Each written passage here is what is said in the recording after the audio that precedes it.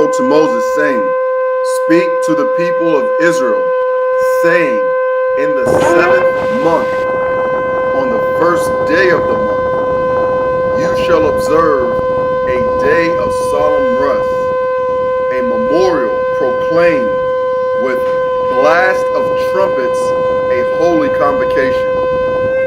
You shall not do any ordinary work, and you shall present a food offering to Yahweh.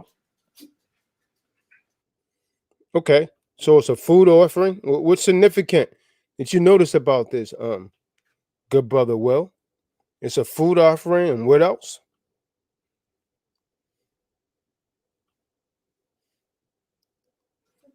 It's lucky. It's no work, and as well as I mean, based on what he read, based on what Yasha beam me up just read.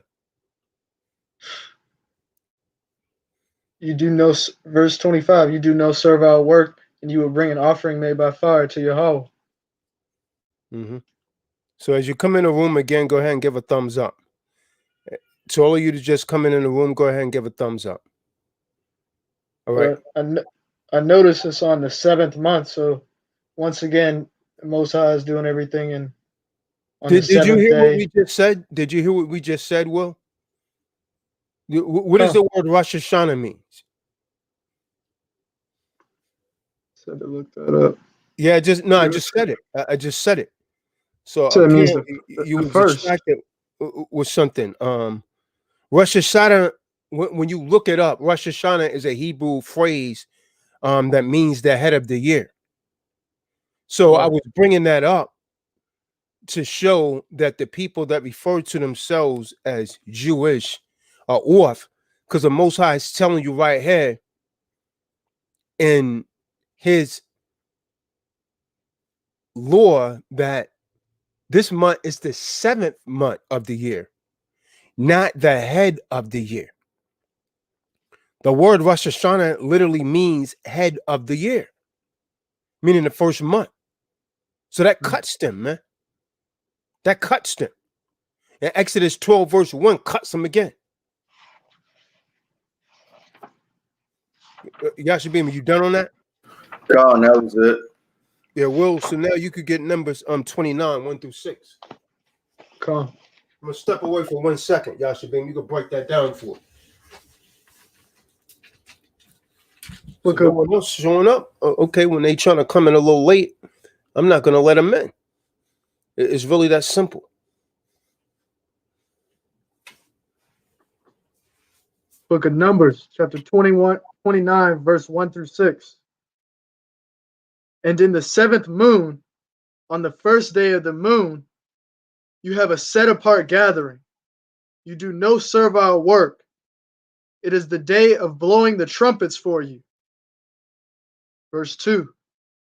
And you shall prepare a burnt offering as a sweet fragrance to Yahweh.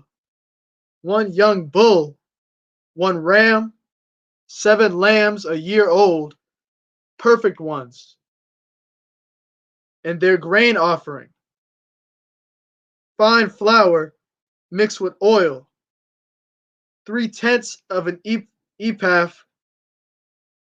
for the bull, 2/10 for the ram, and 1/10 for each of the 7 lambs. Verse 5. Hold on a second, Will. Hold on a second. All right, so right now, based on what Will just read, we went over again that it is the first day of the 7th month. It is another holy convocation. And everything else that he's reading thereafter is giving an example of what of what those burnt offerings are. Now, this is for them that that was there at that time, but this is the best, basically the best of the best of what a lot of farmers and folks that had land had to offer. And to provide clarity, go ahead and start back from verse 2, Will. Okay. Book of Numbers, chapter 29, verse 2. And you shall prepare a burnt offering as a sweet fragrance to Yahweh. 1 young bull, 1 ram, 7 lambs a year old, perfect ones. Con, hold on a second. All right, so a bull, we all know, is a male. All right, and in other translations, it reads that the ram, one ram, and the 7 male lambs are all a year, is usually a year old or younger and without blemish. Go ahead and finish that up. Come. And their grain offering, fine flour mixed with oil, 3/10 of an ephah for the bull, 2/10 for the ram. Verse 4. And 1/10 for each of the 7 lambs, and 1 male goat as a sin offering to make atonement for you. Verse 6. Besides the burnt offering with its grain offering for the new moon, the continual burnt offering with its grain offering, and their drink offerings, according to the right ruling, as a sweet fragrance, an offering made by fire to Yahweh. All right, go ahead and get that Psalms chapter 81. But as Will just read, it gave us for a second time, not only in Leviticus chapter 23, but also in Numbers 29. That is the first day of the 7th month. And like Tazadaq just brought out, Rosh Hashanah means the head of the month. It's the first month. So we're here to dispel all those lies, folklore, and basically you can call it fairy tale because it's not true. All these traditions of men that's been brought up and put on the forefront is here to set us in confusion and get us to go against the law, statutes, and commandments of the Most High. So we're just going ahead and correcting all that. You got that Psalms 81, Will? Come. Book of Psalms, Tehillim, chapter 81, verse 3 through 4. Blow the ram's horn at the time of the new moon, at the full moon on our festival day. For this is a Teruah for Yasharah, and a right ruling of the supreme Elohim of Jacob, Yaakov. So it's the blowing of the trumpet at the new moon. And based on the other precepts that we read, we know it's the first day of the 7th month. Festival day, that's just the feast day. All right. And the Torah means instruction. All right. So it's a statute for Israel, a rule throughout the generations for all of us that are out of the loins of Yaakov or Jacob. I'm gonna go ahead and get that Ezra, and you go ahead and hit up that Nehemiah ready. So you got the book of Ezra, chapter 3, verse 1 through 6. When the 7th month came, and the children of Israel were in the towns, the people gathered as one man to Jerusalem. So right there, it shows that we're all basically, as it is written in what the so-called New Testament, on one accord. We're doing this thing together. All right. Verse 2. Then arose Yeshua, son of Tazadaq, with his fellow priests, and Zerubbabel, the son of Shealtiel, and with his kinsmen, and they built the altar of Yahweh of Israel to burn offerings on it, As it is written in the law of Moses, the man of Yahweh, they set the altar in its place, for fear was on them because of the peoples of the land, and they offered burnt offerings unto Yahweh burnt offerings morning and evening. Verse 4, and they kept the feast of the booths or tents, as it is written, and offered a daily burnt offering by number according to the rule as each day required. And after that, the regular burnt offerings, the offerings at the new moon, and at all the appointed feasts of Yahweh. Con. And there's a lot of people that really should be on this call. Because I know, and I'm talking about people in Tita, I know they don't know how to keep these high holy days, man. And so an important call like this, they don't even show the hell up. Like Marty, where is he? Marty, you be here, you be ready to curse people out, man. But this is the stuff that you need to really know. And I know you don't know this stuff, man. Because this right here is important, man. Because the Most High, you got to keep these days, man. Yeah, he's celebrating reindeers fly in the sky. Here comes Peter Cottontail. Oh, this damn madness. Oh, Hallows Eve, the devil's Sabbath. Turkey Day, but you don't want to do this and you don't know how to do it. And it's like you're not even attending to really learn how to do it. And again, as you come in the room, go ahead and give a thumbs up, man. As you come in the room, go ahead and give a thumbs up. Did you finish that out, Yashabin?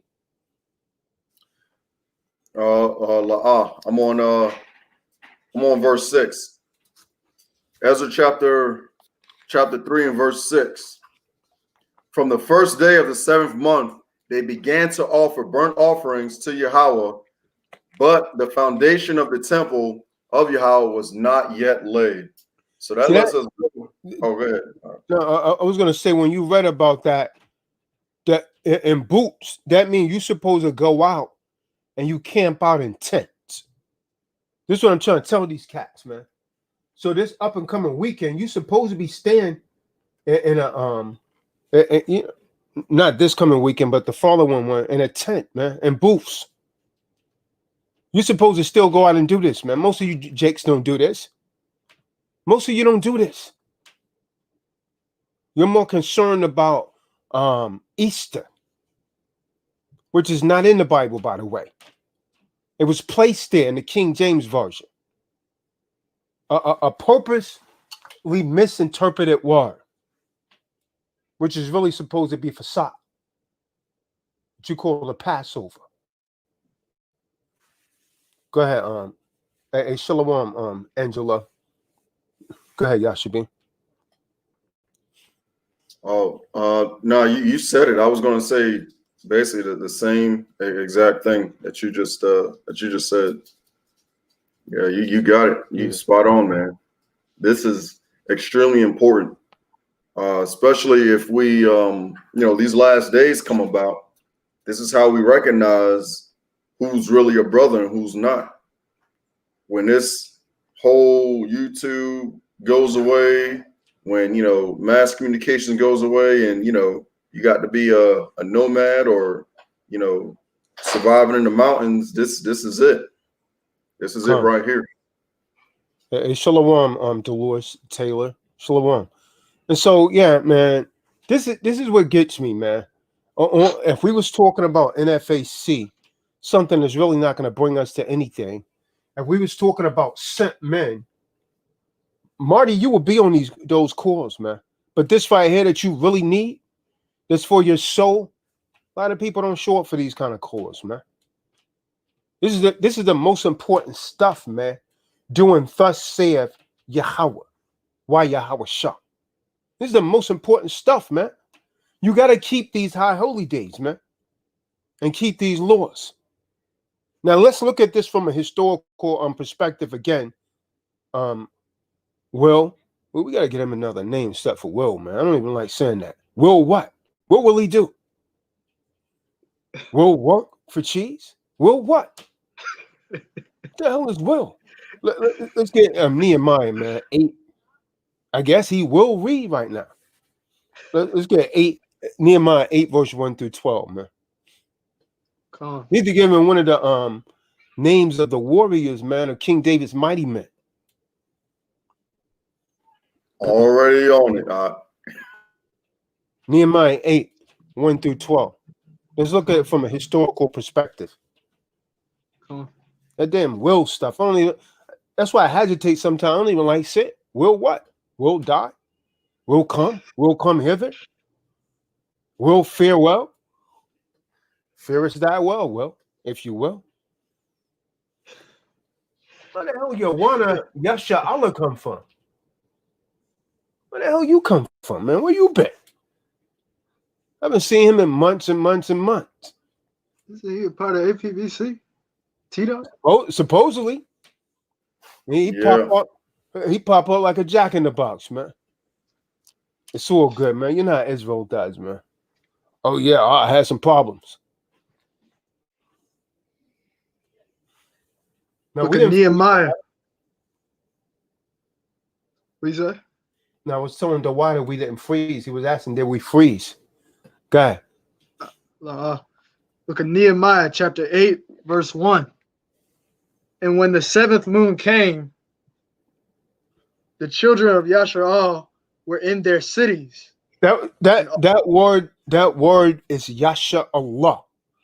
These Edomites and some of these jakes pronounce it Yasha Allah, but the word is Yasha Allah. You see how the Muslims say Allah? That's where they got that from. That word is Yasha Allah, not Yasha Allah. That's what them Southern people usually say, man. They take the Ibrit. Well, I guess you could say it if you're from the dirty South, because that dirty South is in your mouth. And, you know, they're going to pronounce it a little differently. But the word is Yasha Allah. The children of the Most High. Yeah, that's how The this book children has of the got it. Elohim. Come on. Let me read that again. Book of Nehemiah, chapter 8, verse 1. And when the 7th moon came, the children of Yasha Allah were in their cities, and all the people gathered together as one man in the open space that was in front of the water gate. Mm-hmm. And they spoke to Azara, the scribe, to bring the book of the Teruah of Mashah, which Yahweh had commanded Yasha Allah. Mm-hmm. Verse 2. And Azara, the priest, brought the Teruah before the assembly of both men and women, and all who could hear with understanding, on the first day of the 7th moon. Verse 3. And he read from it in the open space in front of the water gate from morning until midday, before the men and women and those who could understand. And the ears of all the people listened to the book of the Torah. And Azara, the scribe, stood on a platform of wood which they had made for the purpose. And beside him, on his right, stood Mattatyahu,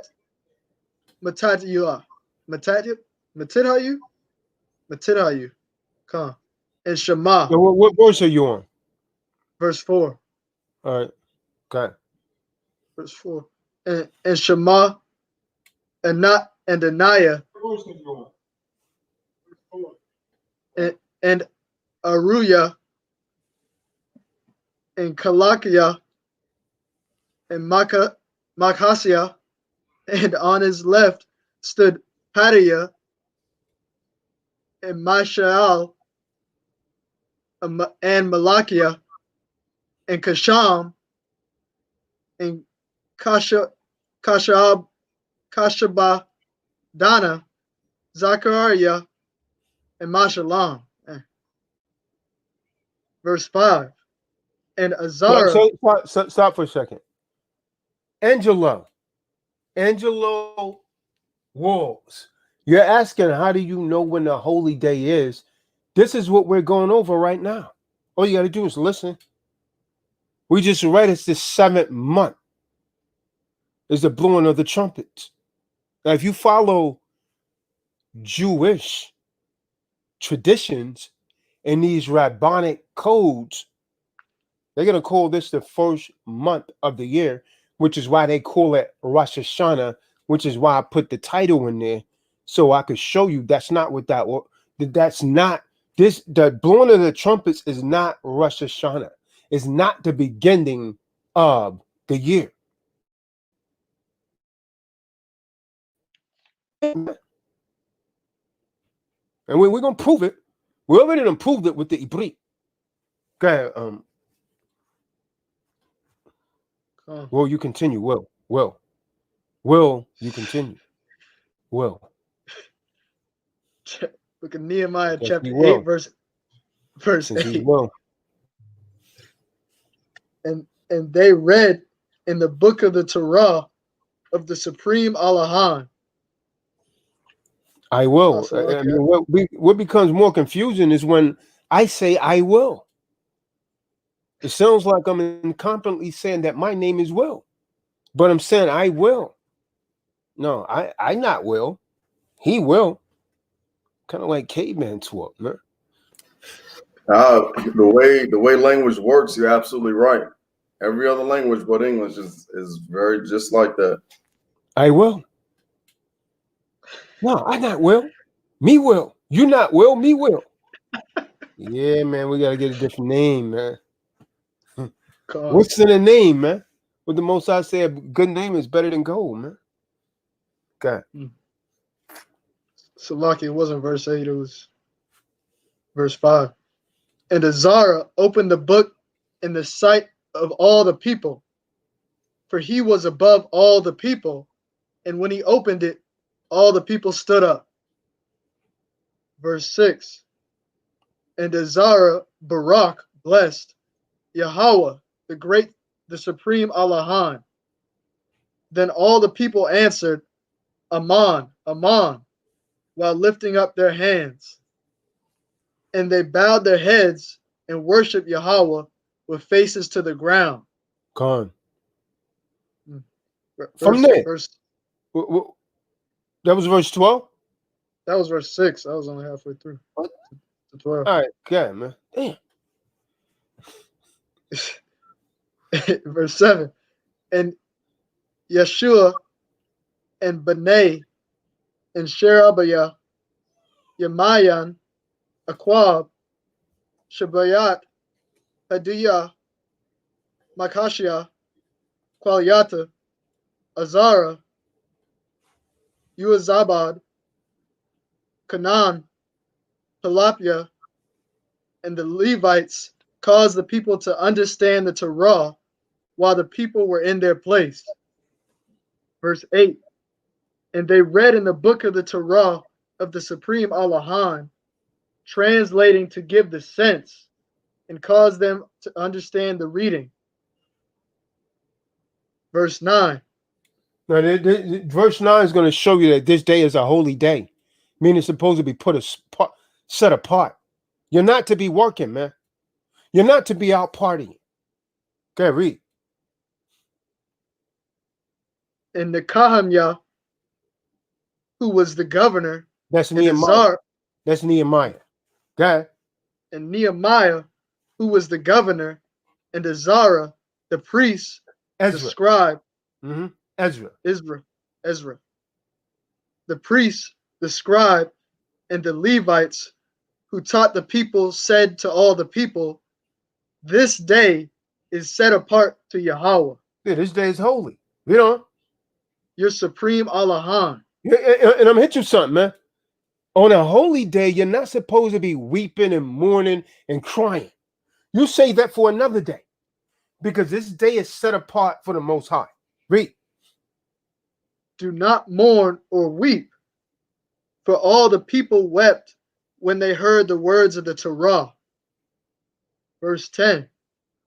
Then he said to them, go eat the fat, drink the sweet, and send portions to those for whom none is prepared. For this day is set apart to our Yahweh. Do not be sad, for the joy of Yahweh is your strength. Come on.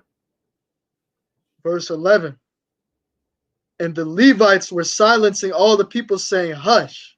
Yeah, he was calming the people down. Levites, the priests were. Be quiet. You know? Come on, hush. He said, why are you crying, man? This is a holy day for the Most High, and you out here crying because you've been sinning. Don't be grieved. You know? For the day is set apart. Do not be sad. Verse 12.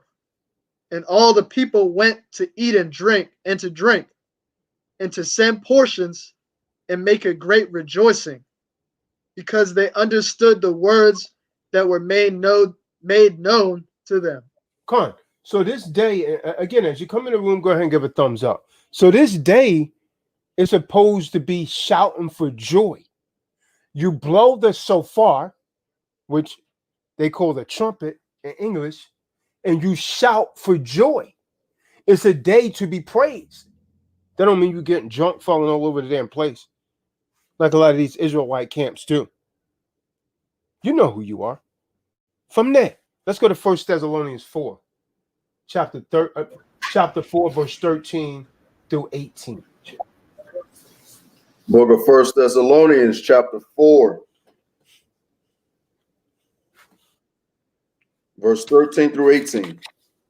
Now, brothers, we do not wish you to be ignorant concerning those who have fallen asleep, lest you be sad as others who have no expectation.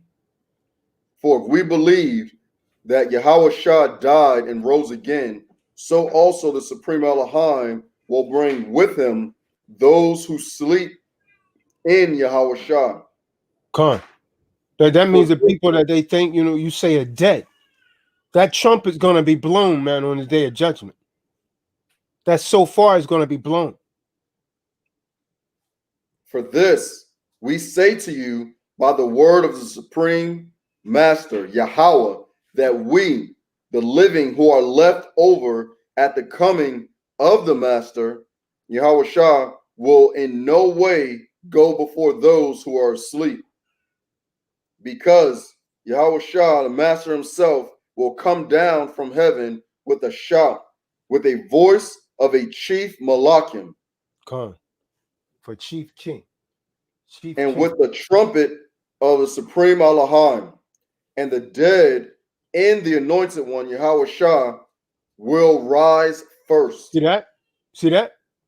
They're going to come up. The dead is going to rise, man. So where there is a resurrection. And what's going to be blown? The blowing of the trumpets. The Mexicans talking about some type of damn Cinco de Mayo. There ain't no damn Day of the Dead. The blowing of the trumpet is the Day of the Dead. Cinco de Mayo is nothing but a damn day that you go out and get drunk and fall all over the damn place. And act crazy. That's not the Day of the Dead. According to what Yashabim just read, Hamashiach's going to be turned and the dead is going to come back with the blowing of the trumpets. They're going to be blowing the shofar. Con. Verse 17. Then we, the living who are left over, or that are alive and remain, will be caught away together with them in the clouds to meet the Master. Let me stop right here for all of you that's been hit in the head with the deadly blow of the religion called Christianity. This is not talking about no damn rapture. You understand? You're not going to be taken up in some damn cloud. You're going to be walking and you just go up in the cloud like these damn movies that Esau had been showing you on television. People are walking around and they just take it in a rapture. That's not what this is saying. Read. We'll meet the Master, Yahweh Shah, in the air, so we will always be with the Master, Yahweh Shah. Verse 18. So then, encourage one another with these words. Come on. Now let's examine some things here. Let's examine some things here. I got some question. And will he answer it? Now, the date Rosh Hashanah literally means, well, the head of the year. Don't believe me? Go and check it out for yourself. Now, if Jewish people, emphasis added there, says that Rosh Hashanah is the head of the year, give me the book of Exodus, the 12th chapter. That's lie one. Now, y'all should be Melvin gave the scripture that you cut. Let's cut it. Let's get Exodus, the 12th chapter, verse 1 through 2. God. Book of Exodus, chapter 12, verse 1 and 2. And Yahweh spake unto Moses and Aaron in the land of Egypt, Mizraim, saying, This month shall be unto you the beginning of months. Shall be what? Whoa. Shall be what? The beginning of months. Okay, so how are they saying that the blowing of the trumpet is the beginning of their civil year? This is what they teach. And I doubt, I know what they teach because I researched their doctrine and I grew up around them in Brooklyn. So I know what the hell they teach, man. I seen them over there on Eastern Parkway. You understand? So that's what they teach. That Rosh Hashanah means the beginning of the year. The head of the year is what they call it, Rosh Hashanah. But the Most High is saying something different right here in Exodus 12 and 1. Yashabim just says it's the beginning of the month. Now, the blowing of the trumpets, what we read, is in what month, Will? Let's see who was listening. The 7th month. 7th month. 7-1. The boy genius continues to prove to be a damn Einstein or Poindexter. It's the 7th month, man. Now, one of the other things that was brought out is on this day, something that a lot of you going to be working, man. A lot of you will be working, and Most High's going to jack your behind up for that. There's to be no servile labor on this day, man. And back in the day, man, we was offering animal sacrifices. Sacrifices was actually being, there was an offering. And there was also blowing of the shofar. That's the blowing of the trumpets right there. That was a burnt offering, 1 young bull, 1 ram, and 7 male lambs, each a year old. That was part of the offering. And there was a meal offering mingled with oil. There was also a sin offering with 1 male goat to make atonement for their sins. Because this is, anyone know how many days before the Day of Atonement?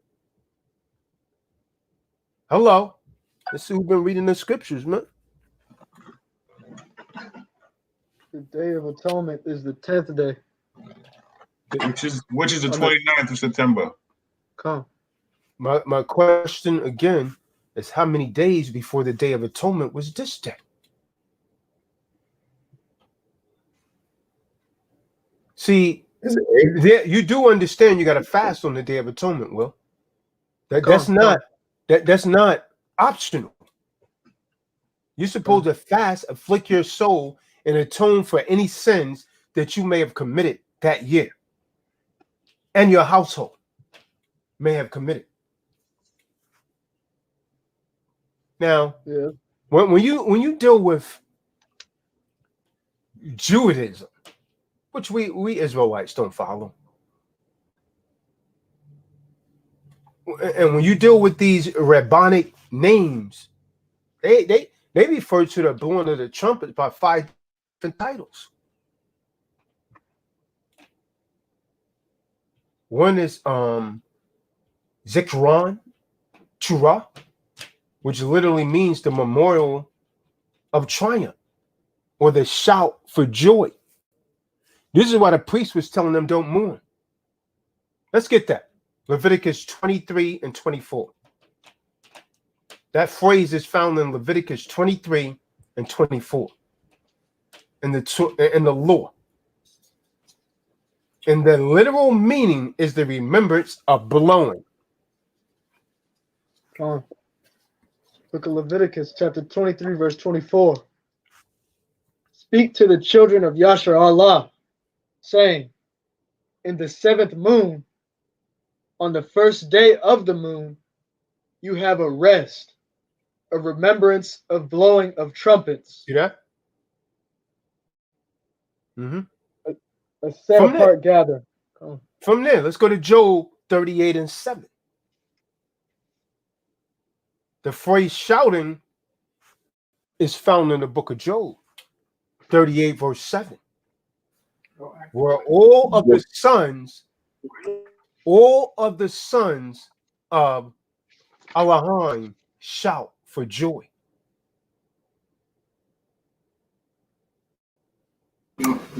Book of Job, chapter 37, No, chapter 38, verse 7. 38. Job verse 38, 7. verse 7. Book of Job, chapter 38, verse 7. When the morning stars sang together, and all the sons of Yahweh shouted for joy. Con, see that? So we're supposed to be shouting for joy. It's also referred to as Yom Teruah. Word Yom means day, meaning day of the blowing of the trumpet. In the book of Numbers 29, verse 1. Someone get that? Numbers 29 and 1. Book of Numbers, chapter 29, verse 1. What are we reading? We're reading the law. The law. The law. We're reading the law, Patrick Williams. Where you been? And in the 7th month, on the first day of the month, ye shall have an holy convocation. Okay, well, we got a problem, man. It keeps cutting Rosh Hashanah. They keep saying that Rosh Hashanah literally means, hey, man, the head of the year. It can't be right, man. Read. Ye shall do no servile work. It is a day of blowing the trumpets unto you. See that? See that? I'm gonna hit you with something, Dewada. If you know anything about the so-called Jewish people, very few Jewish people refer to this day as what it is, as blowing of the trumpets. They refer to it as Rosh Hashanah. When you look at the damn calendars, what do you see on there? You see Rosh Hashanah. Stop me where I'm lying at, Will. Go look at your grandma's calendar right now, Will. And you'll see Rosh Hashanah on the 19th. I can't make this up, any of you. And they say that is the head of the year. The Torah cuts that, man. We just cut it again. We just cut it again, man. Numbers 29 and 1. So Jewish people call the feast of the trumpets Rosh Hashanah. Why? Or they call it the head of the year. I'm gonna tell you why, man. I know you guys are listening, man. Yeah, I know you're listening. We see you. Again, go ahead and give it up, man. I'll tell you why they call it that, because they believe, not us Israelites, they believe that the Most High is in the earth on this day, on the trumpet. And so, according to this feast, has become known as the beginning of the Jewish civil year. That's not scripture, man. Show me that in the Torah. See how things are made up? That's not scriptural. That comes from their rabbis. They may have it in their Talmud.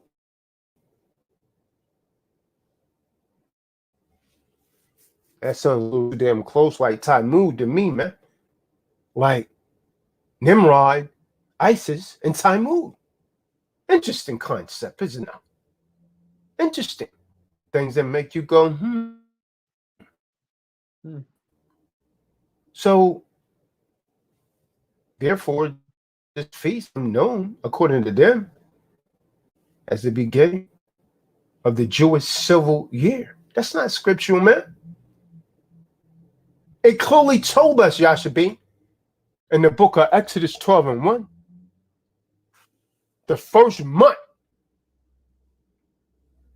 is the month that the Passover is taking place. That's the first year, not the blowing of the trumpets. This is the 7th month. So why does Jewish New Year begin 7 months later? Man, I'm telling you why. Because people who follow the religion of Judaism, Jewish people follow Judaism, which is a religion. Israelites follow a way of life. The ones that got this right, the Lord's statutes and commandments. People who follow Judaism has 2 calendars. See, that's what most of y'all don't know. They have 2 calendars. They have a religious calendar, and they have a civil New Year. But I'm hit you something, man. That's not scriptural, man. The Most High Yahweh only gave Israel 1 calendar. And that is expressly stated in the book of Exodus, the 12th chapter, verse 2. Get that, Yashabin. Oh, we're going to ruffle some feathers today. The book of Exodus, chapter 12, verse 2. This month shall be unto you the beginning of months. It shall be the first month of the year to you. Mm-hmm. So the first month of the year to the Israelites is the month of Nisan, right? Which always fall in either February or March. You understand?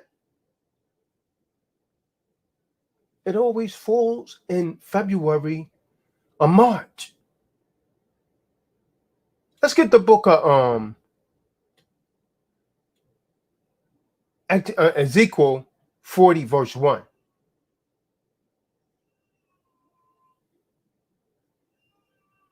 Ezekiel 40 and 1.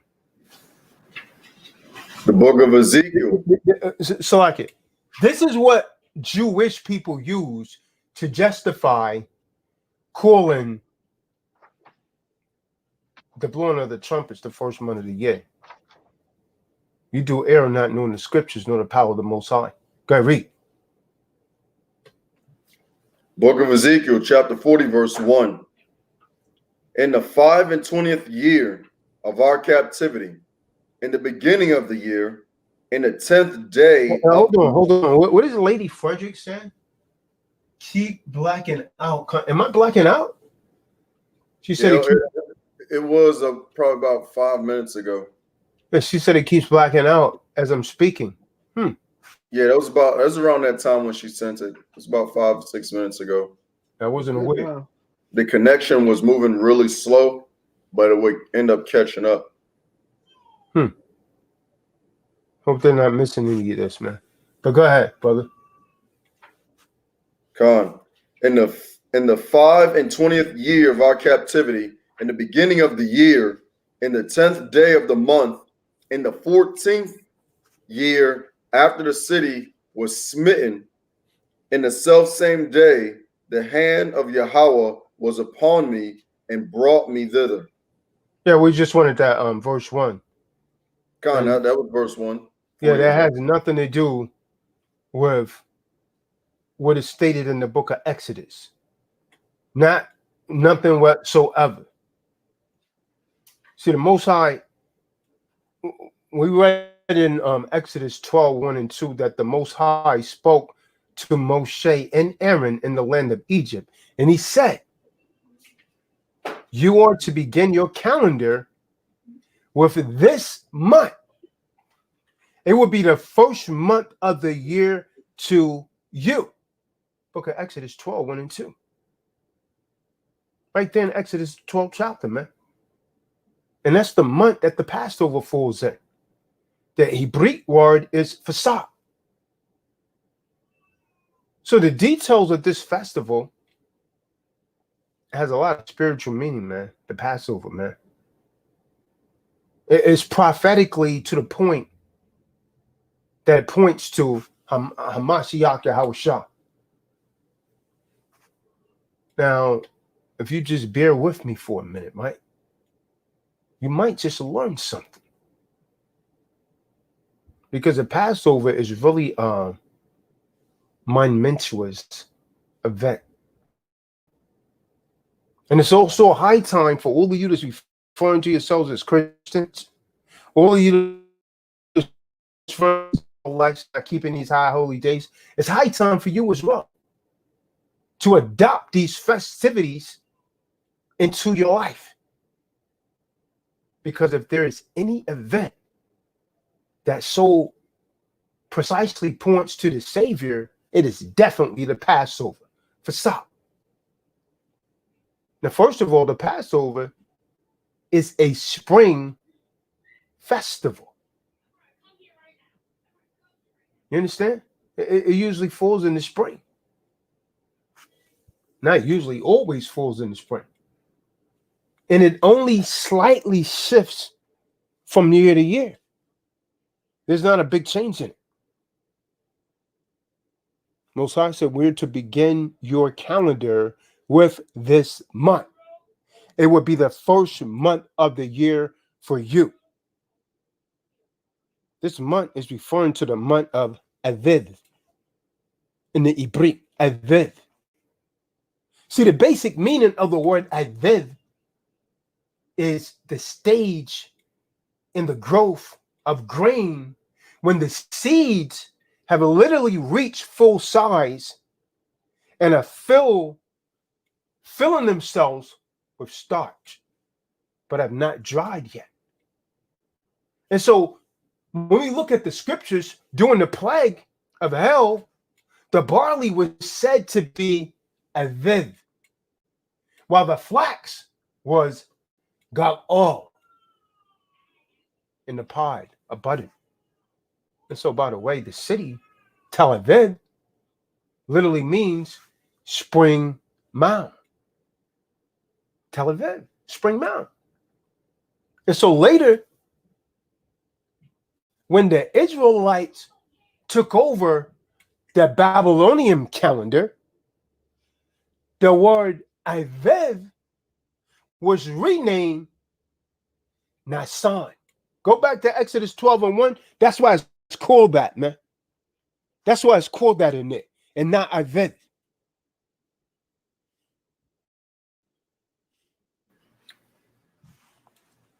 Me, Exodus 12:2. Exodus 12:2. You can read it from there. Con. And it reads, "This month shall be unto you the beginning of months. It shall be the first month of the year to you." Yeah, I want when it says that name, the name of the month is calling it Nisan. That's not in 12. Let me Yeah, pull it up is. my story. Let me Yeah, get it from my no, it is in 12. Read that from the top, from 12:1. And it reads, "And Yahweh spake unto Moses and Aaron in the land of Egypt, saying," verse 2, "This month shall be unto you the beginning of months. It shall be the first month of the first year to you." No, verse Exodus 12:1. Con, that it reads, "And Yahweh spake unto Moses and Aaron in the land of Egypt, saying," and that's the end of verse 12:1. All right, keep reading. Verse 2, "This month shall be unto you the beginning of months. It shall be the first month of the year to you. All right, keep Speak reading. ye, Yeah. speak ye unto all the congregation of Yasharallah, saying, In the 10th day of this month they shall take to them every man a lamb according to the house of their fathers, and a lamb for an house. And if the household be too little for a lamb, let him and his neighbor next unto his house take it according to the number of the souls. Every man according to his eating shall make your count for the lamb. And your lamb shall be without blemish, a male of the first year. You shall take it out of from the sheep or from the goats. And ye shall keep it up until the 14th day of the same month. The whole assembly of the congregation of Yasha shall kill it in the evening. And they shall take of the blood and strike it on the two side posts and on the upper doorposts of the houses. All right. We should be able to find that in Leviticus 23. Hold on a second. Because it's called two different places. I mean, two different words in two different locations because of that Babylonian captivity. And we start using that Nasan.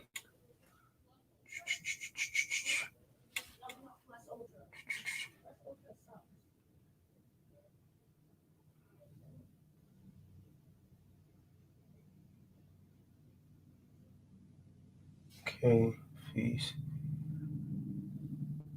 24th, I think. 24th verse.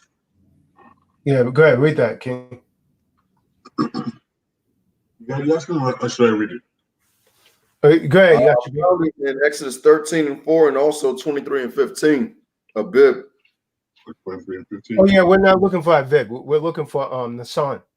The son.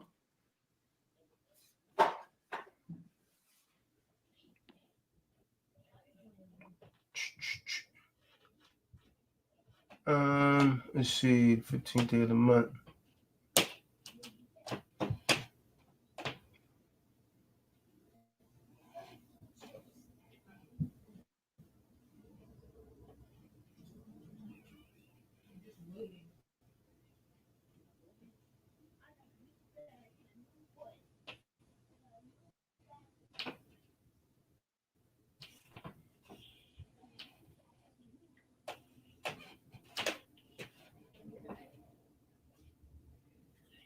And we just read that earlier, man. You got Nehemiah 2 and 1. Is it Nisan? Yeah, but we read it somewhere else earlier, also, man. A couple times already. Yeah, that's it. That they changed that from Aviv to Nisan, after the Babylonian calendar. But go ahead, read that. What you got? Nehemiah chapter 2 and verse 1. And it came to pass in the month of Nisan, in the 20th year of Artaxerxes, the king, that wine was before him. And I took up the wine and gave it unto the king. Now I had not been before time sad in his presence. Yeah, hold on a second.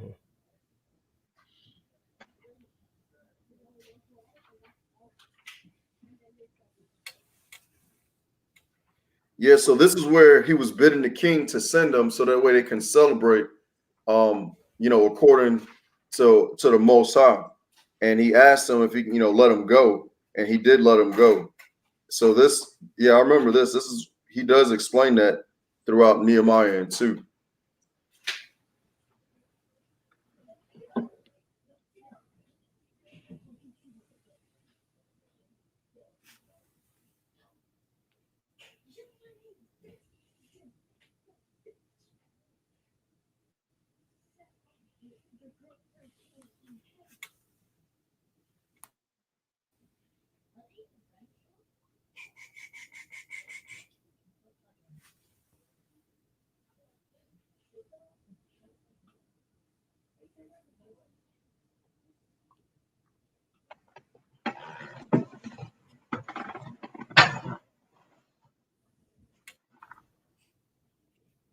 Well, just so everyone to know, whenever you see that word Aviv, when you read like these new Bibles, they have that sign in there. It really means Aviv. But after the Babylonian calendar, after the Israelites start following that, they changed it from Aviv to the Nisan. So when you look at a lot of these new interpretations, they will have that there. So the exile to Babylon took place about 800 years after the Exodus. And so during this time, all 12 months of the year would change from Hebrew to the Babylonian names. This is why some of them carry these funny titles, and someone say, well, how come I say it over here in this chapter that the people that's unlearned, they'll say, why does it read over here Aviv, and then it turn around over here and it says Nasan? And because they don't know biblical history, they'll tell you that the Bible's contradicting. That's why I want to bring that out. So you'll be able to cut them when they try and come at you like that. What happened is that they put those Babylonian names in there. That's what's going on. I found it in Exodus 13, verse 4. Read that. It reads, today you are going out in the moon Aviv. But that's supposed to be Nisan. Yeah. I was literally looking for where Nisan is. If someone got a concordance on them, you could look that up. Just look up the word Nisan in a concordance. It'll tell you all the verses that is listed in the scriptures. It's actually in 4 places. It's in Nehemiah. I found it. Whoa. Hey, hold on. You guys are speaking over each other, man. You can't hear none of it. Go ahead. So it's in Nehemiah 2:1, Esther 3:7, First Ezra 5 and 6, and addition to Esther 11 and 2. Con. All right. What was the first one you got, Dewada? The first one was what Yashkin just read, Nehemiah 2:1. Mm-hmm. And what was the other one? Esther 3 and 7. All right. So, hey, Will, can you get Esther 3 and 7? Esther 3 and 7. Yeah, because they called the first month as well there too. Yeah. So it should have been Abib. Come. But these people like these Egyptologists, they're going to read that and then they tell you the Bible is contradicting because they don't understand history or what happened. It's like you said, I think a week ago or so, they want to stay in their filth. They don't want no rules. They want to continue being like the Egyptians. Anything goes. Book of Esther, chapter 3, verse 7. In the first moon, which is the moon of Nisan. There you go. So that's supposed to be Aviv.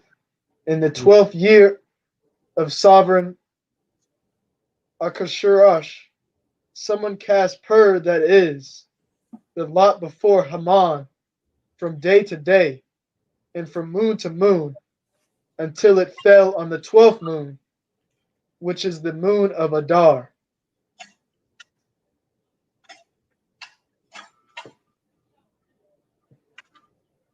Okay.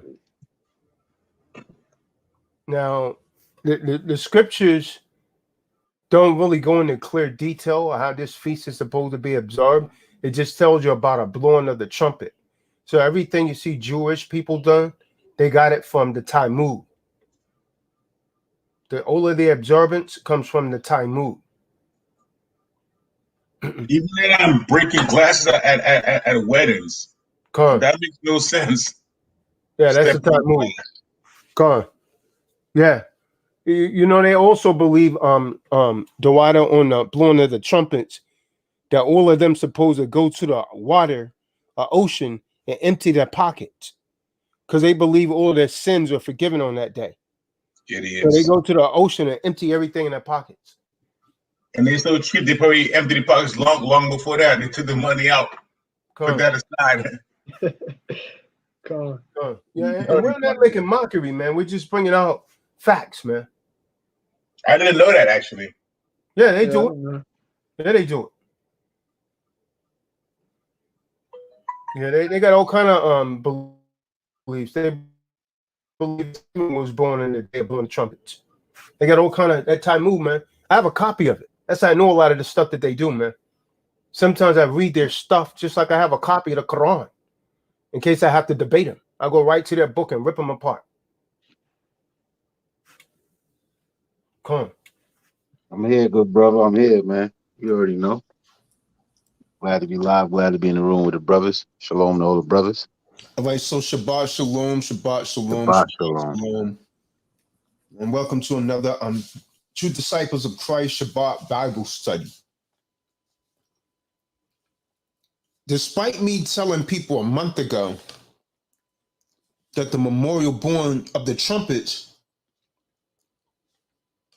or you might call it the Feast of the Trumpets, is going to be on September the 25th, people are still asking me, oh, when is T-Doc doing the Feast of the Trumpets? So we're going to go over that tonight. The Feast of the Trumpets, a high holy day. These high holy days are coming up. And shortly after that, the Day of Atonement will be coming up, which means you should atone for all your wickedness that you've done the entire year. And a lot of you are wicked as hell. Pride. Proud men. Proud women. So we're gonna go into the Feast of the Trumpets, man.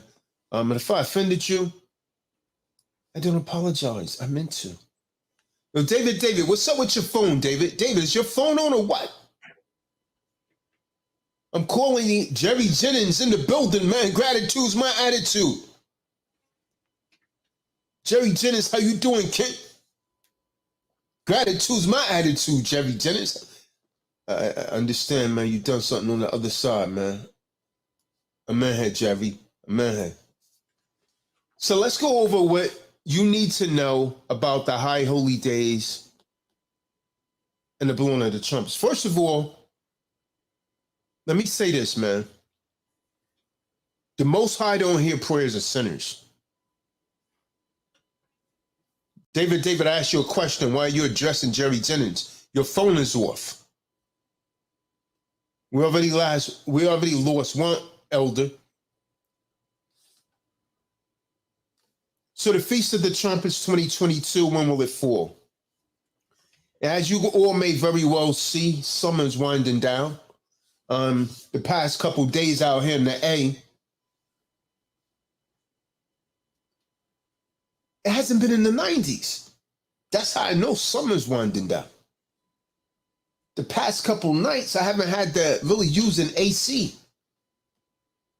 Summer's winding down. So with the summer winding down, you'll start to begin to see stores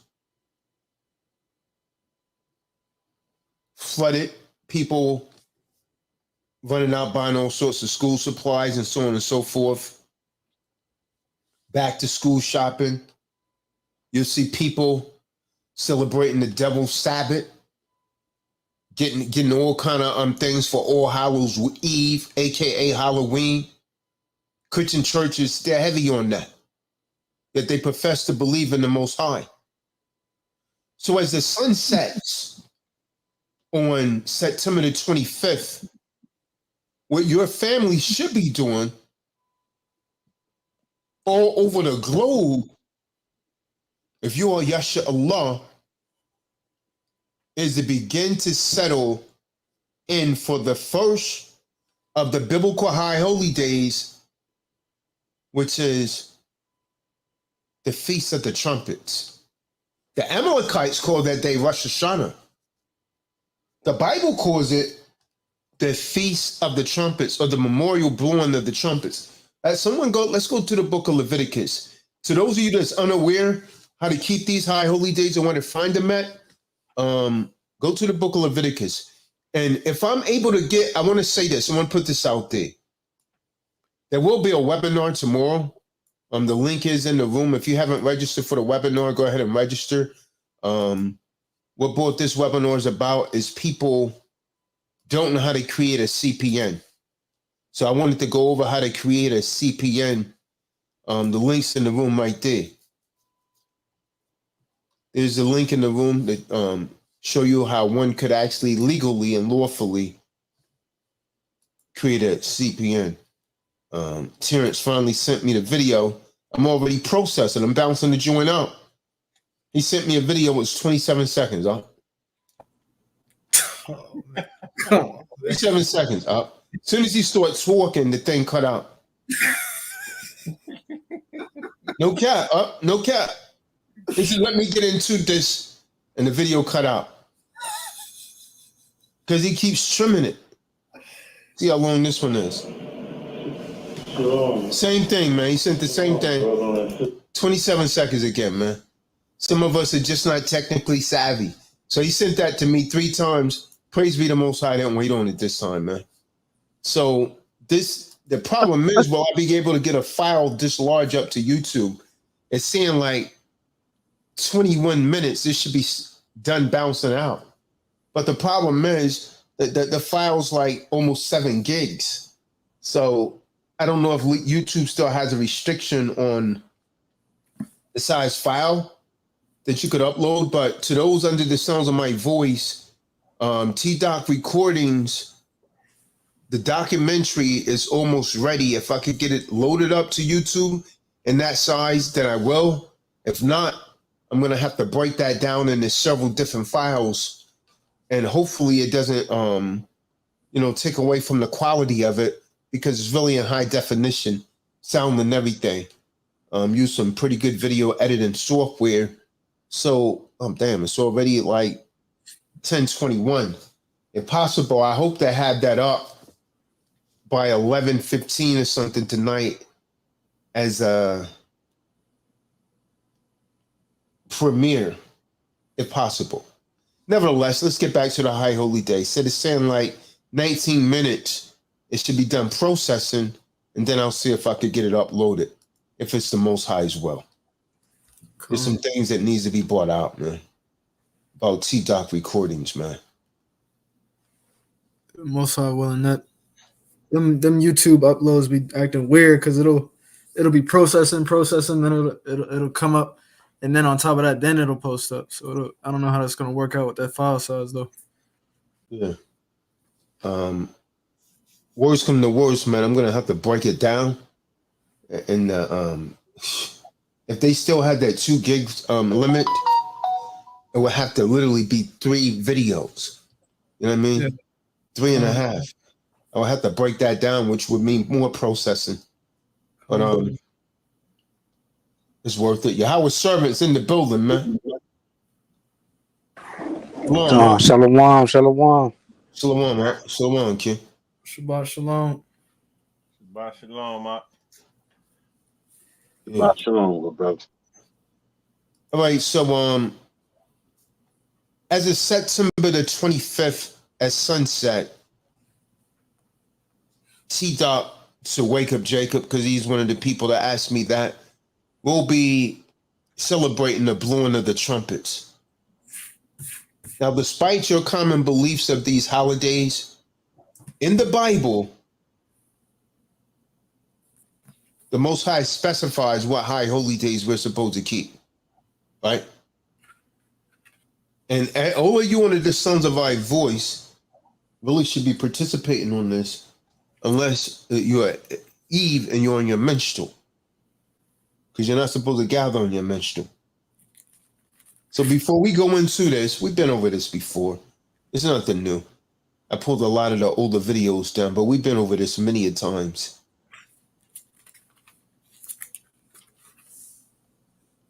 So we're going to go into this about the memorial blowing of the trumpets. And what they call them the trumpets, we really blow this so far.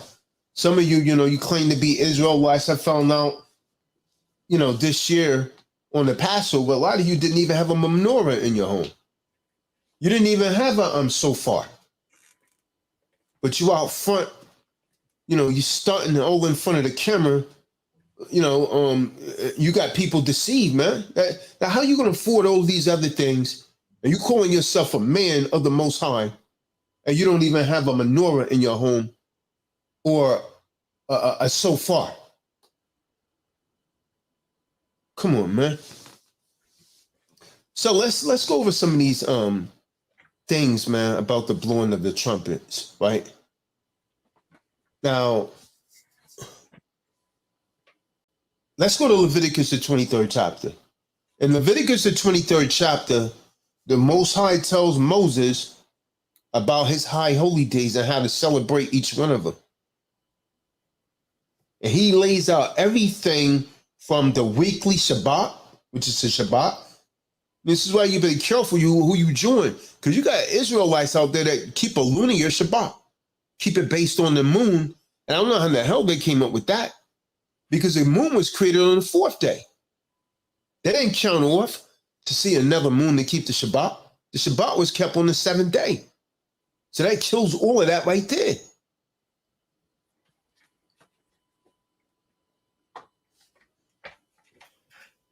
To one of the holiest days of the year, which is the Day of Atonement. So let's go over these high holy days real quick, man. Passover, Fasad. The Passover or Fasad is when the days of Moses, the Israelites was literally enslaved in Mizraim in Egypt. And so through a series of plagues, the Most High challenged the Egyptian gods, and that 10th plague brought death to all of the firstborns, children in the land of Egypt, except for those that put lamb's blood on their doorstep, their doorposts, because the spirit of death moved through the land and it passed over those that marked their doorposts with lamb's blood. And so after the Passover, and this is what a lot of Israelites don't get, the Passover is not the same as the Feast of Unleavened Bread. The Passover is one day. And then the following 7 days is the Feast of Unleavened Bread, where you take all of the leaven out of your homes. Understand that. This celebrates our freedom from Egypt, right? See, as h.o.i, the Israelites prepared to leave Egypt, they didn't have time to let the bread rise. So they done unleavened bread. You understand? So we celebrate unleavened bread by getting all of the leaven out of your homes. And keep in mind that the Israelites was wandering in the wilderness, man, once they was out of Egypt. You understand? And the other reason that we're celebrating the Feast of Unleavened Bread is we're supposed to be leaving behind sin and enter into a season of holiness. How many of you are doing that?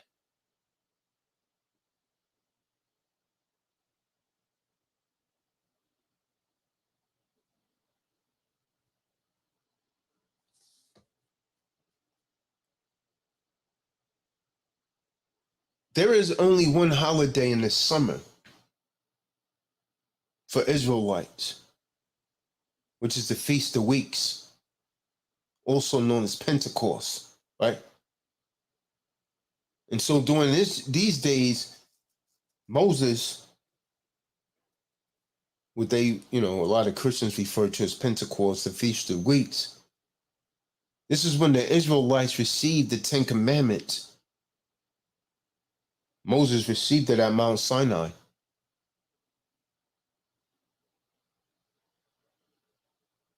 And after Hamashiach passed into the spiritual realm, Pentecost was actually marked by the outpouring of the Ruach HaKodesh on man, putting the Holy Spirit on man.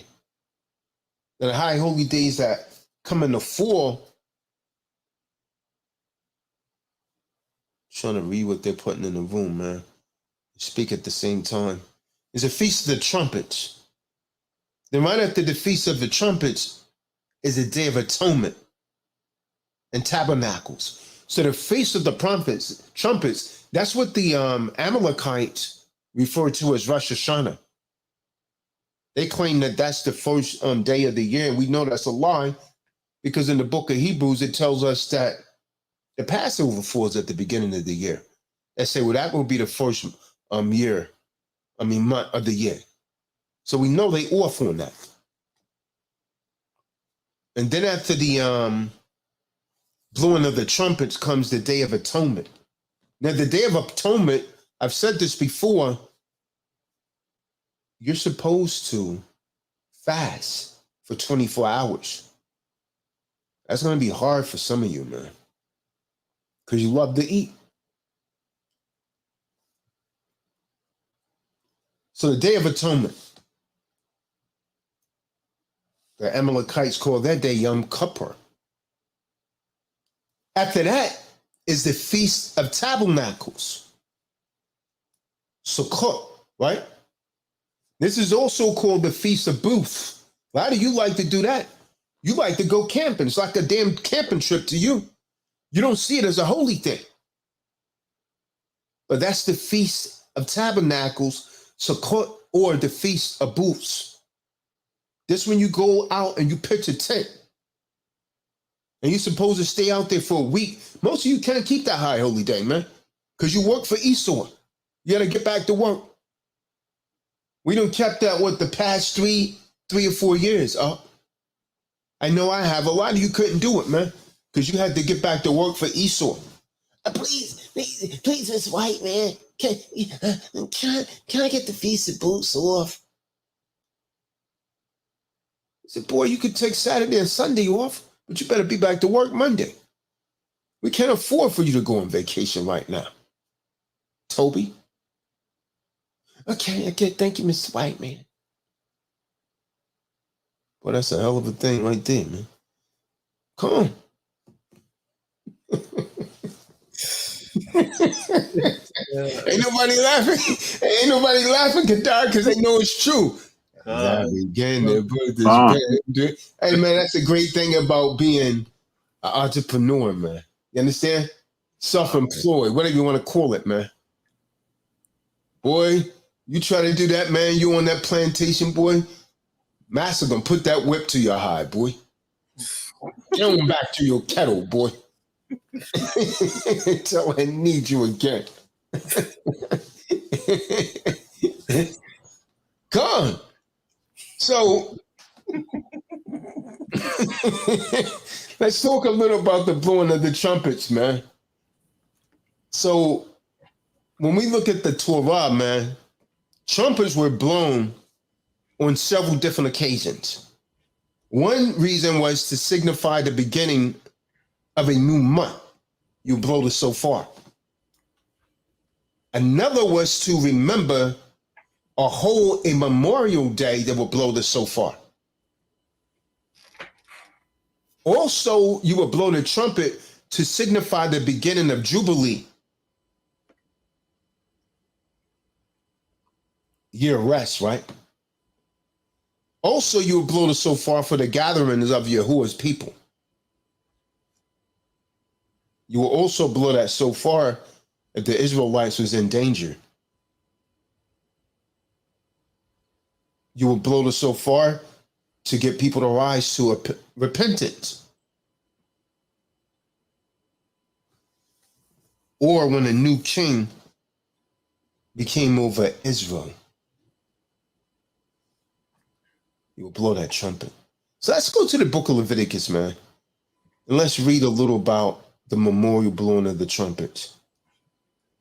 Again, we're going to be keeping this, most high willing, September the 25th, Don't say you didn't know because you got over a month right now. And I told you a month ago. People still, you're going to be, when you guys keeping blowing of the trumpets. 5 more minutes, man, saying this thing's going to be done. This video, I'll try to upload it and see how it go, man. This documentary, man. You're all going to get it for free. I just want to remind you, man, the truth will make you mad. To all of you that watch this documentary, man. Calm. True Disciples of Christ recordings, the truth will make you mad. Black Judas in the Hour of Chaos is the name of the documentary.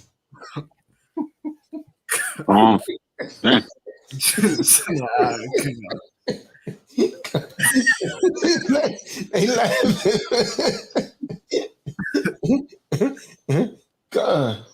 Kadai got his hairstyle like all the dudes out here, man. Let the locks go together, man.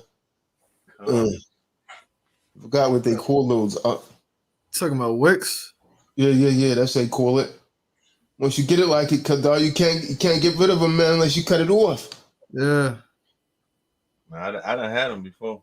Oh, you did? Calm. So yours must not have been matted together then, man. No, they matted together. But they So how you separate them then? Nah, you literally got to cut them off, but you let it grow for a little while and don't cut it to the root. Just then have a little hair.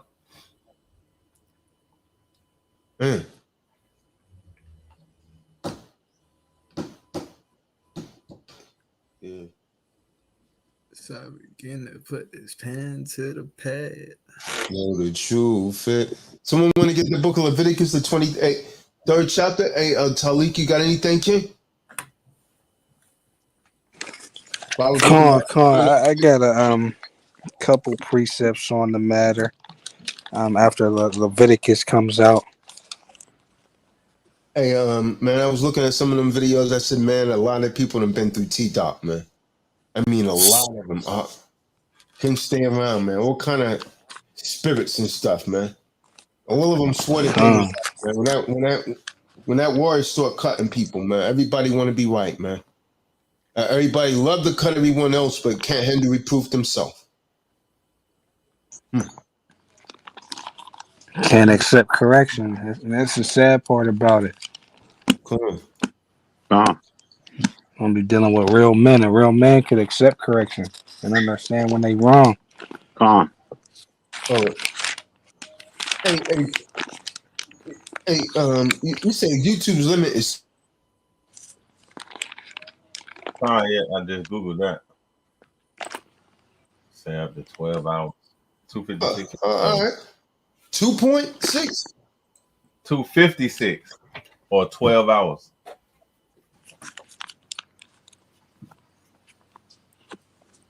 Yeah, because that's easy. Then we doing 4 hours and.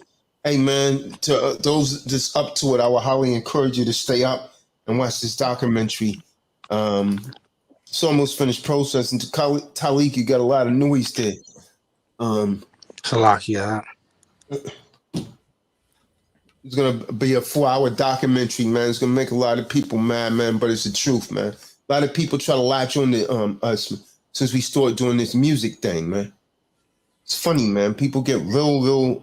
I mean, Kadar said it, and I watch it transpire, man. Everybody want to latch onto it. All of a sudden, everybody is an artist now. Everybody's an artist, huh? Going to the studio saying dumb shit. If you're part of my language, man. You rapping, you? Come on, man. Everybody, man. Yeah. I mean, even her, Alicia said, yeah, anyone could do it. I said, everybody can't damn rap. Anyone that say something that's stupid, man, that means they don't even appreciate the art. You understand what I'm saying? There's an art to this, man. They don't appreciate it. Everybody can't do this, man.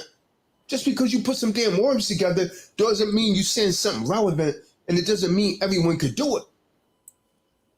You sound stupid to a real artist, man.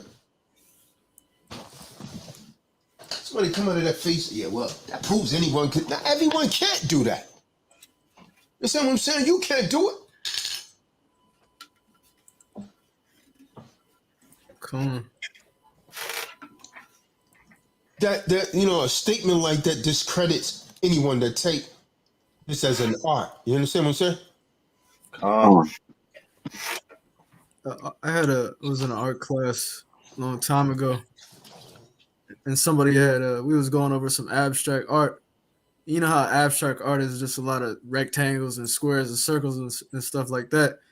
Yeah. Somebody was like, "Oh, I could have done that. That's easy. I could have done that." And she basically said exactly what you said. Well, then why didn't you do it then? You know what I mean? Like, why didn't you already accomplish that? Why weren't you the first one to do it? You know what I mean? Like, you can't tell an artist like, oh, hey, that's too easy, or hey, oh, this is something that anybody can really do, because it's not. It's just really not what it is. Right. It's not like that at all. Or it would have already been done. Everybody would have done it and been successful with it. It's just not how that works. It's one thing to write, and articulate that, and then you got to deliver it. But then it's a whole nother side as well, as when you got to get on that stage and move that crowd and make the people feel you. So it ain't as easy as it seems. Nope. Anyone that makes that kind of statement, man, you know they're a damn earhead. Yeah, anybody that puts anyone, that's what them damn eater. But yeah, you guys might not remember this idiot called the rapping dude. Way back, man, when rap first started. I've heard of them, but I don't know, because somebody dumbass a rap. Gone. And he think that's rapping, man. Any idiot call that as rappers other than free your mind. Real talk, man. Yeah, anyone can do it. Yeah, you off your rocker. I'm about to try and upload this up. It's gonna work. All right, someone want to grab that in Leviticus, depending on how long this is gonna take to upload. Let me see, man. I'm there. That recordings, the truth will make you mad. Black Judas in the hour of chaos. Man, that's a fire title. Dang. That sounds like a summer blockbuster right there. That sounds like an Avengers movie right there. That's crazy. Hey, man, that is a fire title right there. I'll probably be putting their spirits on me, man. Hey, man, just say I don't know. No, it's like give the song a name. Hey, man, spirit just give the song a name. Oh, we're gonna call this one Evil Eves. We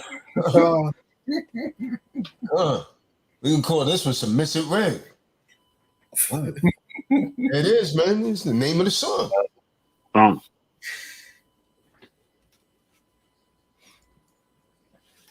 Kill you. I was just singing something. Hey, yeah, but no, they messed up. When I went to the studio today, man, they messed up a lot of these joints, man. Like took your verse out of some of them, man. I think the dudes at ABS did it. When I was over there today with Chris, I said, "How doing, man? How come he's there on the bounce?" But he's not there. He said, "I don't know, man. They must have saved it wrong or something." So I thought that was a little crazy. I'm not going back there again, man. The ABS studio, man. Just me a lot of money, man. Nonsense. All right, someone want to start reading Leviticus? I got it up. Yeah, you got it. I'm trying to get to this, man. Book of Leviticus, chapter 23, that's verse 24. Speak unto the children of Yasha-Allah, saying, in the 7th month, in the 1st day of the month, shall ye have a Sabbath, a memorial of blowing of trumpets and holy convocation. Ye shall do no servile work therein, but ye shall offer an offering made by fire unto Yahuwah. And Yahuwah spake unto Moses, saying, also on the 10th day of this 7th month, there shall be a day of atonement. It shall be in holy convocation. So let's put this together. So after the blowing of the trumpets, read that again, because they still don't know when these high holy days. It tells you right there. After the blowing of the trumpets, ye shall do no servile work therein, but ye shall offer an offering made by fire unto Yahuwah. And Yahuwah spake unto Moses, saying, also on the 10th day of this 7th month, there shall be a day of atonement. It shall be an holy convocation unto you, and ye shall afflict your souls and offer an offering made by fire unto Yahuwah. And ye shall do no work in that same day, for it is a day of atonement, to make an atonement for you before Yahuwah, your supreme Elohim. For whatsoever soul it be that shall not be afflicted in that same day, he shall be cut off. Okay, so when it says the soul should not be afflicted, that means you're supposed to be fasting. So the Most High said, whatever man don't fast, what woman don't fast, you cut her out of the congregation. That's what that scripture's saying right there.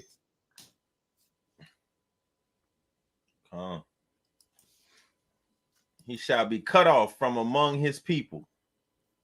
And whatsoever soul it be that doeth any work in that same day, the same soul will I destroy from among his people. So you're not even supposed to work, huh? And these Israelites, they know they could get the day off, and some of them still go to work, and then lie like they're not working. They will literally lie, man, and say they're not working. Like they could hide from the Most High. You simple as hell, man. You're simple as hell. You're a stupid Negro, man. A stupid N-word. And what are you going to hide from the Most High, man? Come on, man. Most High be jacking them up too, man. All kind of bad things be happening to them. And they're so stupid, they can't even figure out that they're being judged.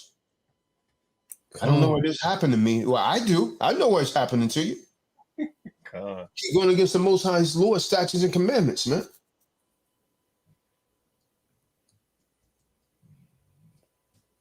Every time there's a Yahusha, there has to be a Judas, man. For every Yahusha, there has to be a Judas.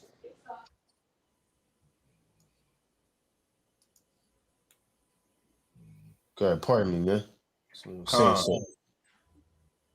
Verse 31. Ye shall do no manner of work. It shall be a statute forever throughout your generations in all your dwellings. It shall be unto you a Sabbath of rest, and ye shall afflict your souls in the 9th day of the month at even. From even to even shall ye celebrate your Sabbath. And Yahuwah spake unto Moses, saying, speak unto the children of Israel, saying, the 15th day of this 7th month shall be a feast of tabernacles for 7 days unto Yahuwah. On the 1st day shall be a holy convocation. Ye shall do no servile work therein. 7 days ye shall offer an offering made by fire unto Yahuwah.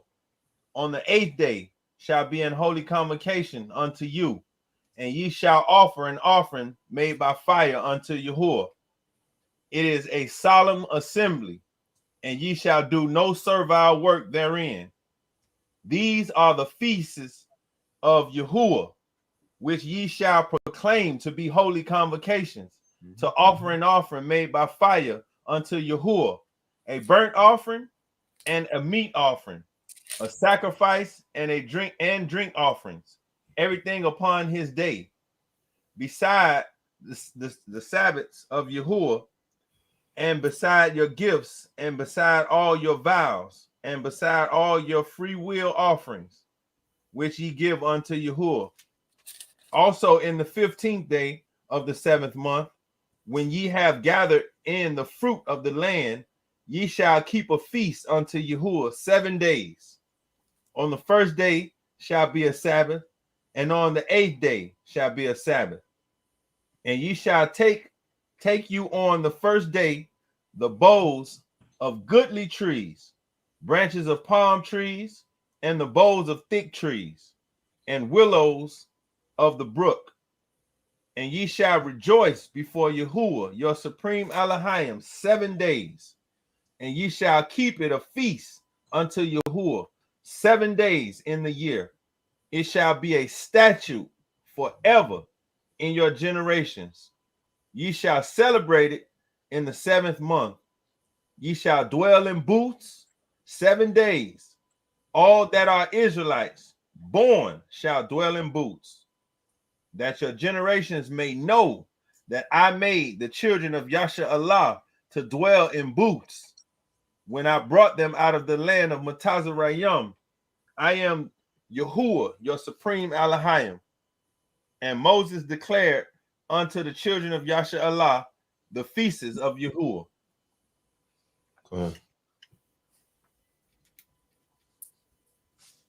just noticed something Okay. in the verse 31. It also gives input on how the days are structured. On the 9th day, that's basically when you start your Day of Atonement, from even until even, from that 9th day to the 10th day. That's how you celebrate your Shabbat. I guess it's a holy Shabbat because it falls on the Day of Atonement. So it's like a double Shabbat. But when it says from even unto even, ye shall celebrate your Shabbat. Just input on the how the days are actually structured. Time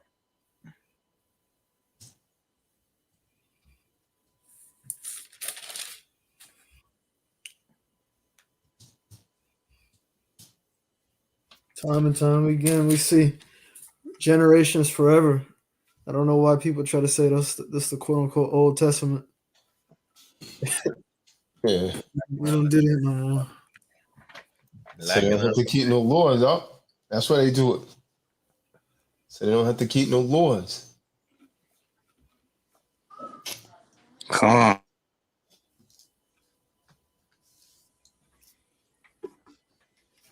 You want this precept? Yeah, go ahead, Kim. This the book of Numbers, chapter 10. I'll start with verse 8.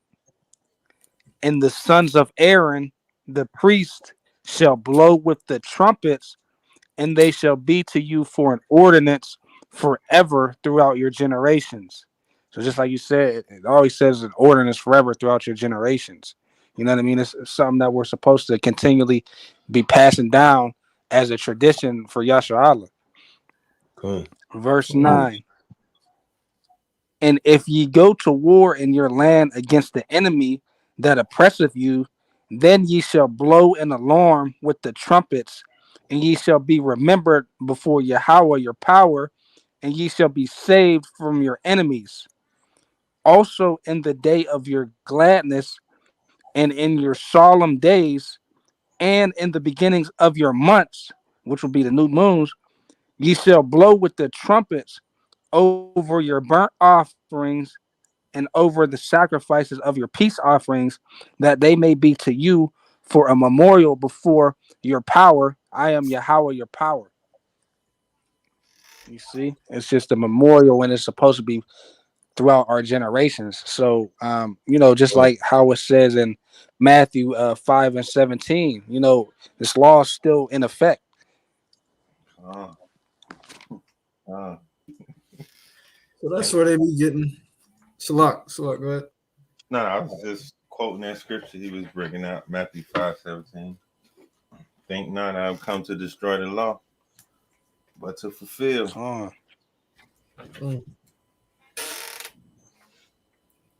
That's where Esau got all them down. You see in the movies when they be coming in with the trumpets and the drummer boys.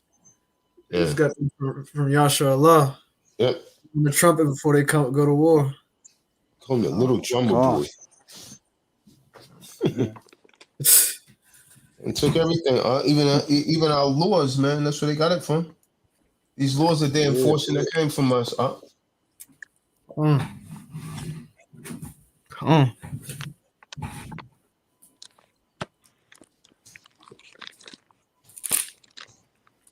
Yeah, because that trumpet represents like a war or battle cry as well, you know? Mhm. That's why Kahan told us to blow that thing before we walk into them venues. Yeah. Come on. A different spirit on you, man. Con. Come on. I got another precept too. This the book of Joel, chapter 2, start with verse 1. Blow ye the trumpet in Zion and sound an alarm in my holy mountain. Let all the inhabitants of the land tremble, for the day of Yahweh cometh, for it is nigh at hand. You're always going to see that trumpet, just blowing of the trumpets. That's what it represents.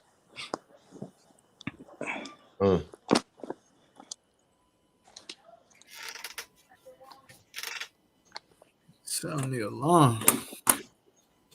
Oh, Sound the alarm. We see something funny, man.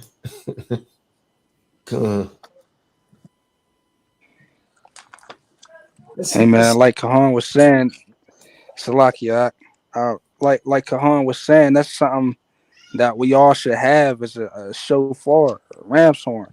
You know what I mean? Because that's supposed to be an ordinance for us. We're actually supposed to be doing that, every new month.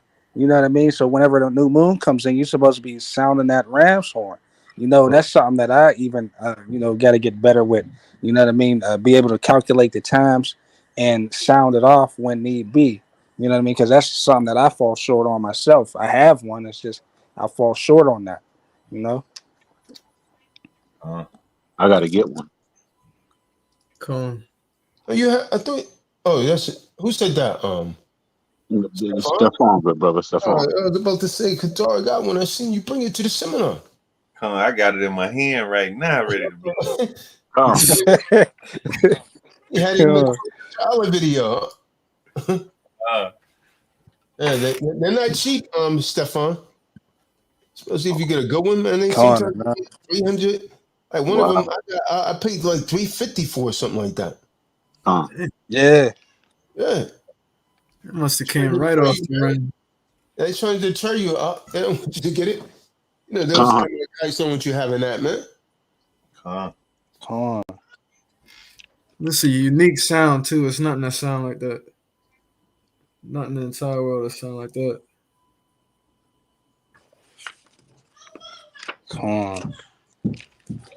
Scare them gin away, man. Them haters, man.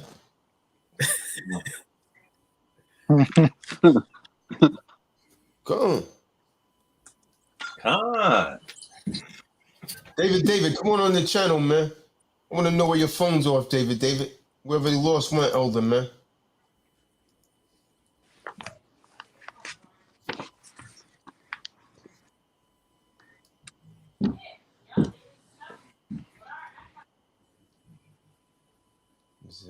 Gonna put this pen to the past.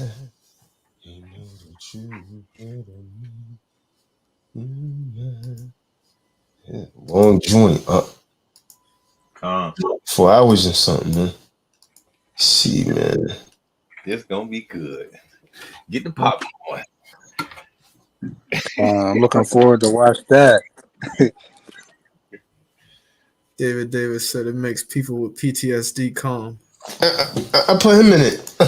What's that? It's so far. He was acting up. Remember how he was acting up on the 4th? I'm not going to do this. I'm not going to do this. Come on. I'm not doing this.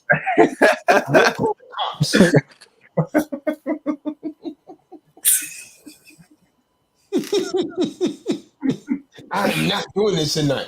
He said, you see her calm down, didn't you? He was going hard up. He was going ham that night, boy. I went to the door, man. All they had to do was whistle. It would have been like a hurricane to David. He would have ran away. Just like he did at this seminar. Dang, where's David?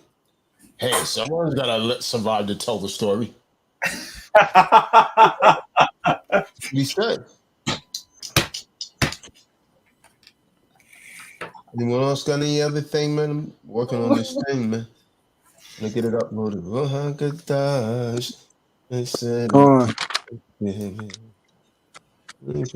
This far as the go like ahead. I'm pardon, good brother. As far as when it says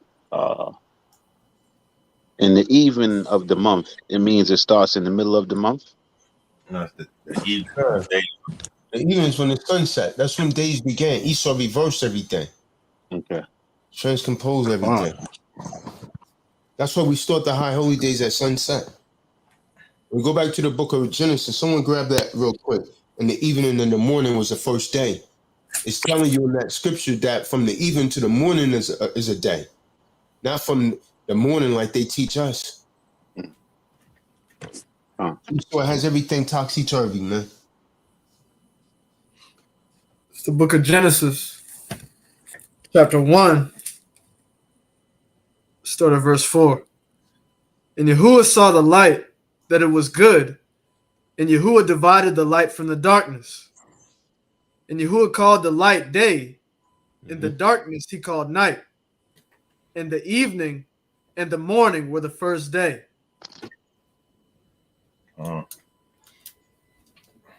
Gotta keep in mind it was darkness first. Damn, it's already 11, huh? Trying to get this thing uploaded, man. See how long this right. It's 11 o'clock already, huh? Come on. Fly. I'm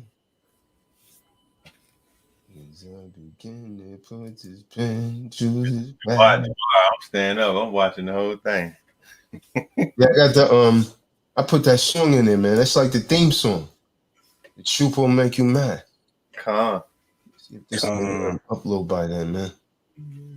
Yeah, I mean, they be up sometimes, you know.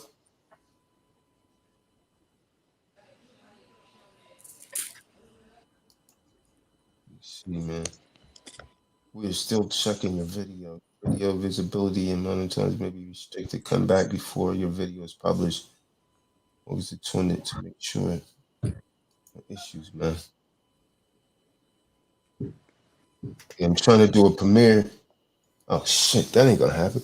Man, this thing's gonna take an hour and 24 minutes to upload. It's at 19%. We'll see, man. Because I scheduled a premiere. I scheduled a premiere at 11. Trying to go back and edit this, man.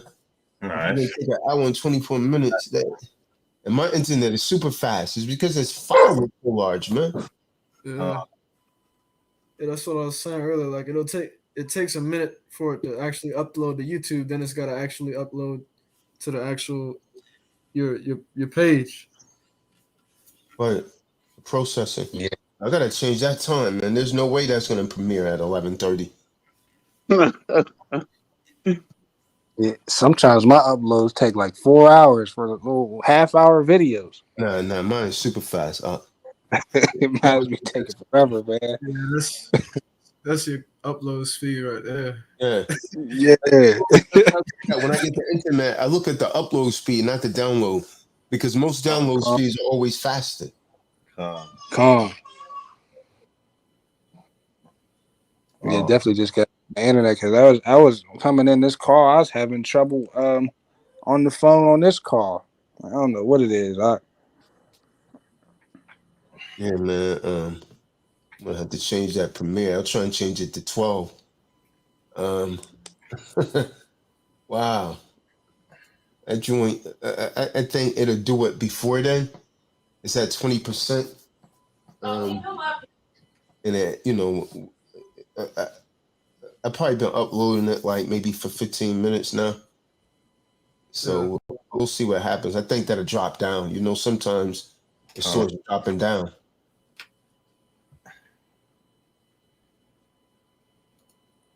It should make it. Yeah, they just be estimating with that.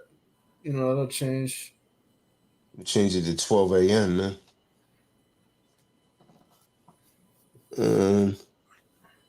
It said 21%. Yeah, I don't know, man. That might be pretty accurate.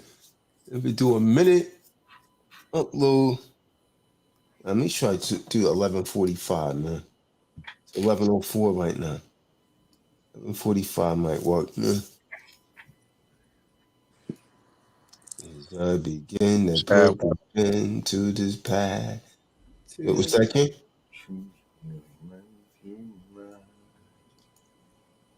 Trying to dumb us down. I know we way bigger. Yeah, that joint stuck on. It's on 22% now. So it's like it's doing a percent a minute. So we'll see, man. I may have to go back and change the joint. That's pretty fast considering how big the file size Oh is. yeah, I have fiber. I honestly think, it's in an hour and 20 minutes left. I don't think it's gonna take that long. No. Probably a good 30, 40 minutes. If that. Because, once it be done got halfway, you got the majority of the file.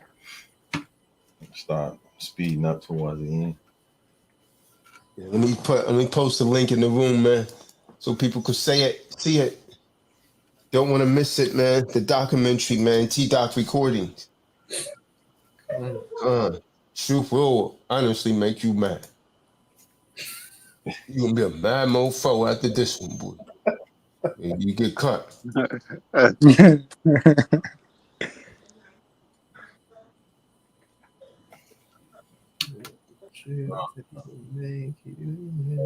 the white meat.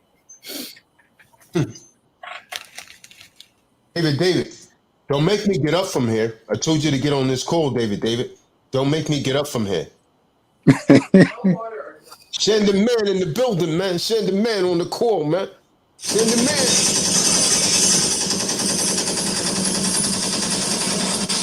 Yeah, send the man, boy. Send the man on the beat, boy. Come on. Send the man on the beat. Calm. That sound effect. The producer, young genius, send the man. Calm. Another man say, pure, unadulterated genius. Motherfucker, can you shut up before you have a seizure? That's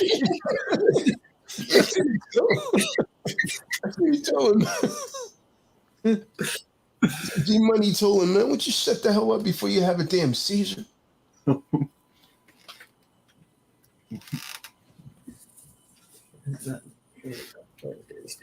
To this pad.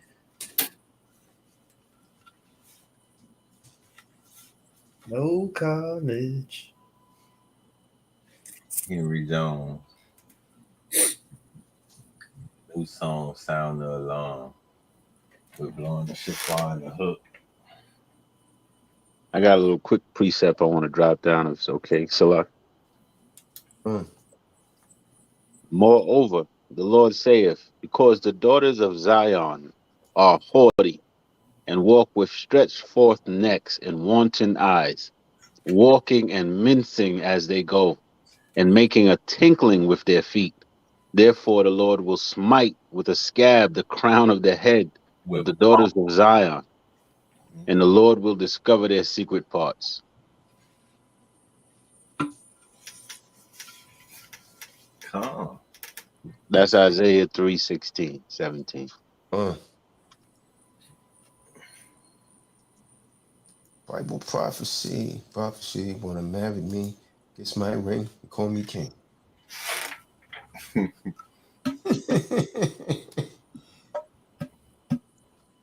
Strapped with the Teruah holding the Mac 10.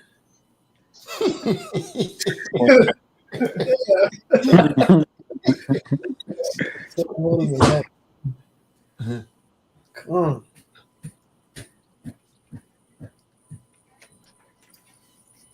They strapped with the Teruah holding the Mac 10 stars on 16 bars. When the ladies rate us, it's a worldly applause. Sometimes my boys be going with people's hair guitar week. They don't get it. 2 years Come later, on. shit, said that. 2 years later, man, he said that. Oh man. Yeah, man, that was 2 years ago. You got to grow into it. Yeah, way past you now. Got some new stuff now. We done wrote 200 songs since then. God. Pretty much. Man, I don't know, man. It's at 26%. Still sent an hour and 16 minutes. So it might have sped up a little. I don't know. It was, about 7 minutes. We'll see. A large file up. Let me make sure it's up. Let me make sure I got windows closed too, because that slows it down also. Come on. Processor. Come.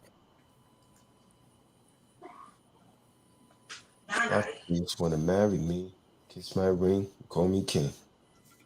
Nobody got no other precepts, man. I got another one, Salakia. Luke 14:11. For whosoever exalteth himself shall be abased, and he that humbleth himself shall be exalted. Come Come. proud man. Come on. I got one too, in pertaining to the trumpet. It's the book of Amos, chapter 3, and verse 6.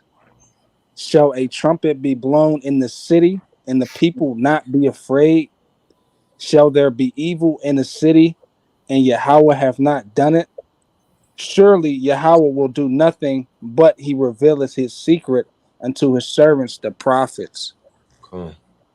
So all the things is going to be revealed, to his men in these last days. You know what I mean? He's not going to do anything without revealing it to his men and them giving warning.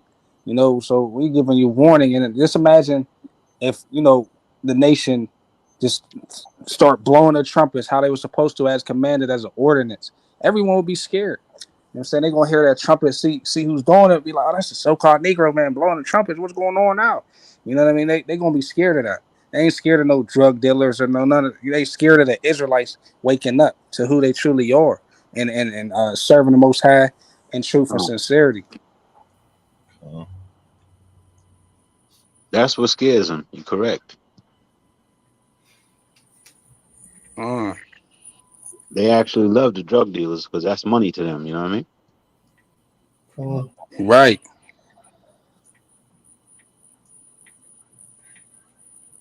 Sure, sent me that same file again. Wow. 27 seconds, man.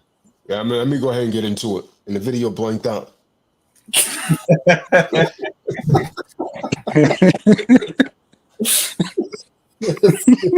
Imagine if I was sitting there waiting on Terrence, man, to send that. That's, man.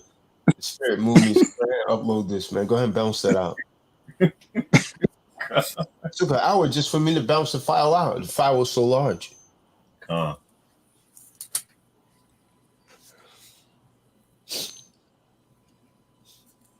man, the time is 11:12. you ready about it? still sent an hour and 12 minutes. I'm at 30% though. Yeah, we'll see. No, it's gonna go faster. That's 4%. 3 minutes, 4 minutes. 11:09, 4 minutes. It seemed like it moved a little bit faster.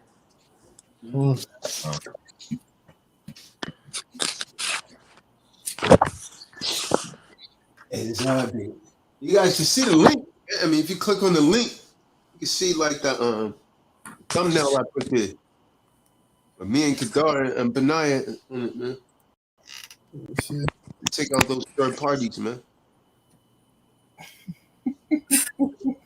Cut and paste like a mofo.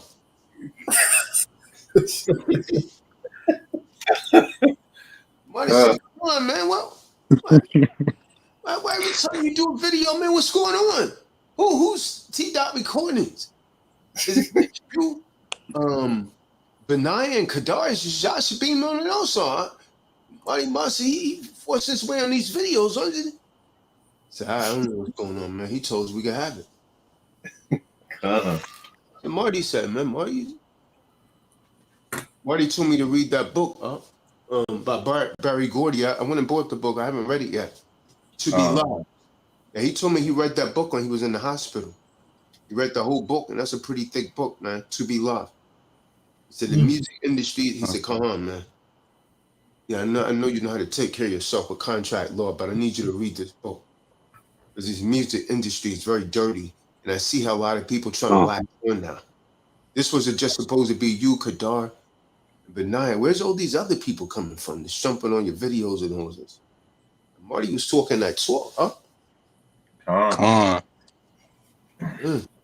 He said, man, you need to watch yourself, man. You shouldn't have to pay for everything. Marty was talking everything, man. He said, listen, man, you shouldn't have to use your own money for this. Marty Marr, man.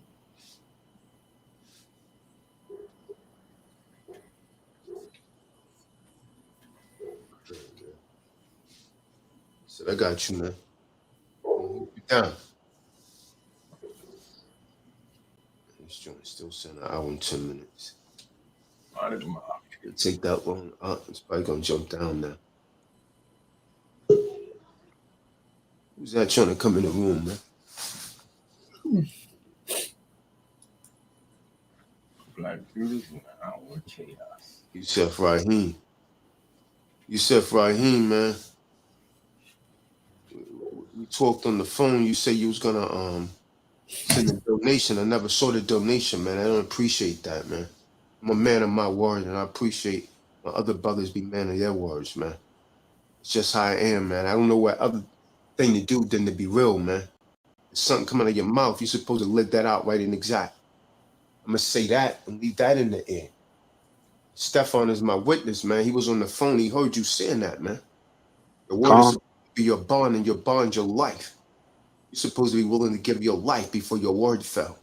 Dudes is just not like that anymore, man. Dudes are really different now, man. For real. That's not how I came up, man. You put your word out there on something, man, that's on everything. You stand on that word. Because that's all you got, man. That's all you got in this world, man.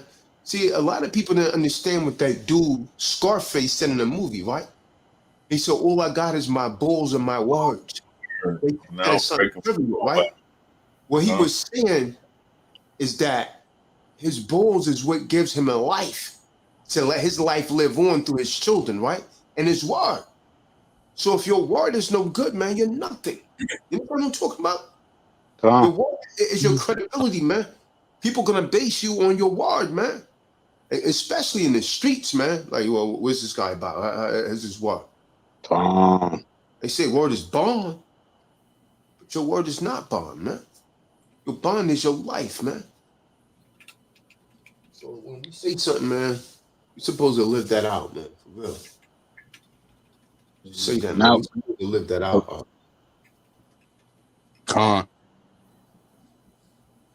Salakia, nowadays in the street, that's a dead thing. When I came up, a brother used to vouch for you. And that vouch was big because if he vouched for you and you jacked him up and you went running missing, guess who they went looking for? You know what I'm saying? And so, but it's hard to vouch for brothers nowadays. You know, what is it? He that makes himself surety for another will smart for it. Word's supposed to be everything, man. Don't talk, man.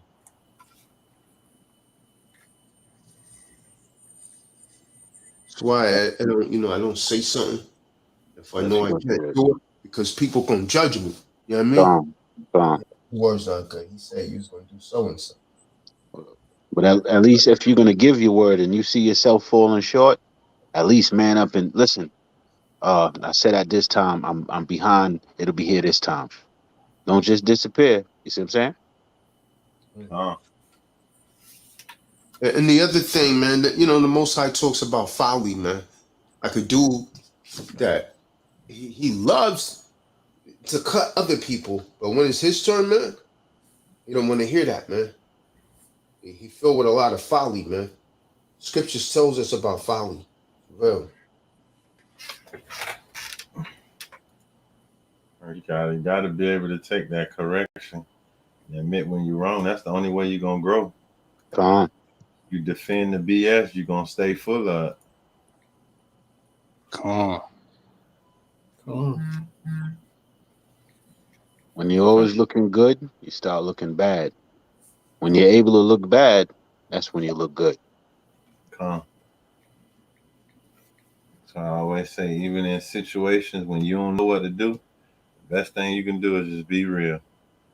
Yeah, Salakia, shalom to the family, man. Pardon me, King. I just fell behind doing a bunch of other things, but I definitely had your intentions at heart, King. So pardon me for my lack of getting on top of that. But most high willing, they get to you ASAP.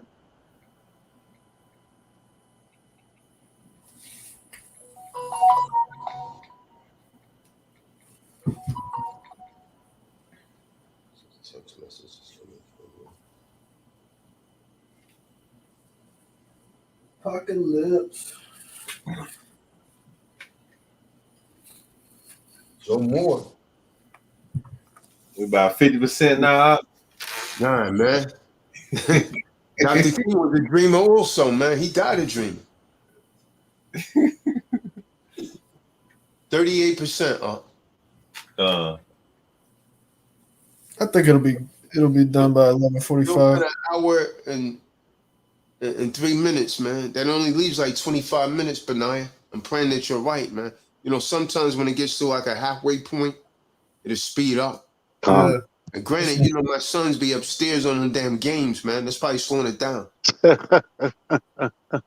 Real talk, they be on the damn games till 2 and 3 in the morning because I don't put a time limit on when they go to bed on the weekend. You know what I mean?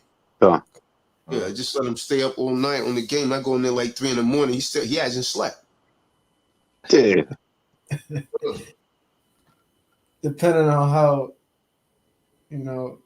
how much it affects the network.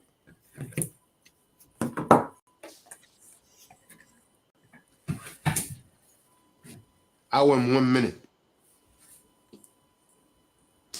David, click on that link and come in the room, man. Yusef Rahim, usually when Yusef come in, he got some female on the line, man.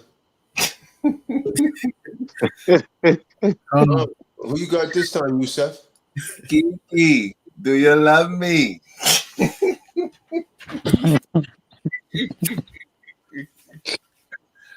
Yusef, you ain't got nobody this time? Say less. Nah. You had that last time, man. I have no guess. This Shabbat, King. I have no guess. I'm tapping out, man. For real. I'm tapping out. I don't want no smoke. For real. I don't know what these Eves. They be super wicked. They don't have no coof. They don't have no chill.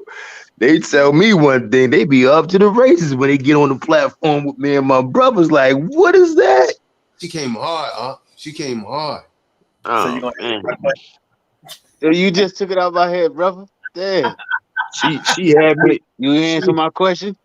Huh? Yeah,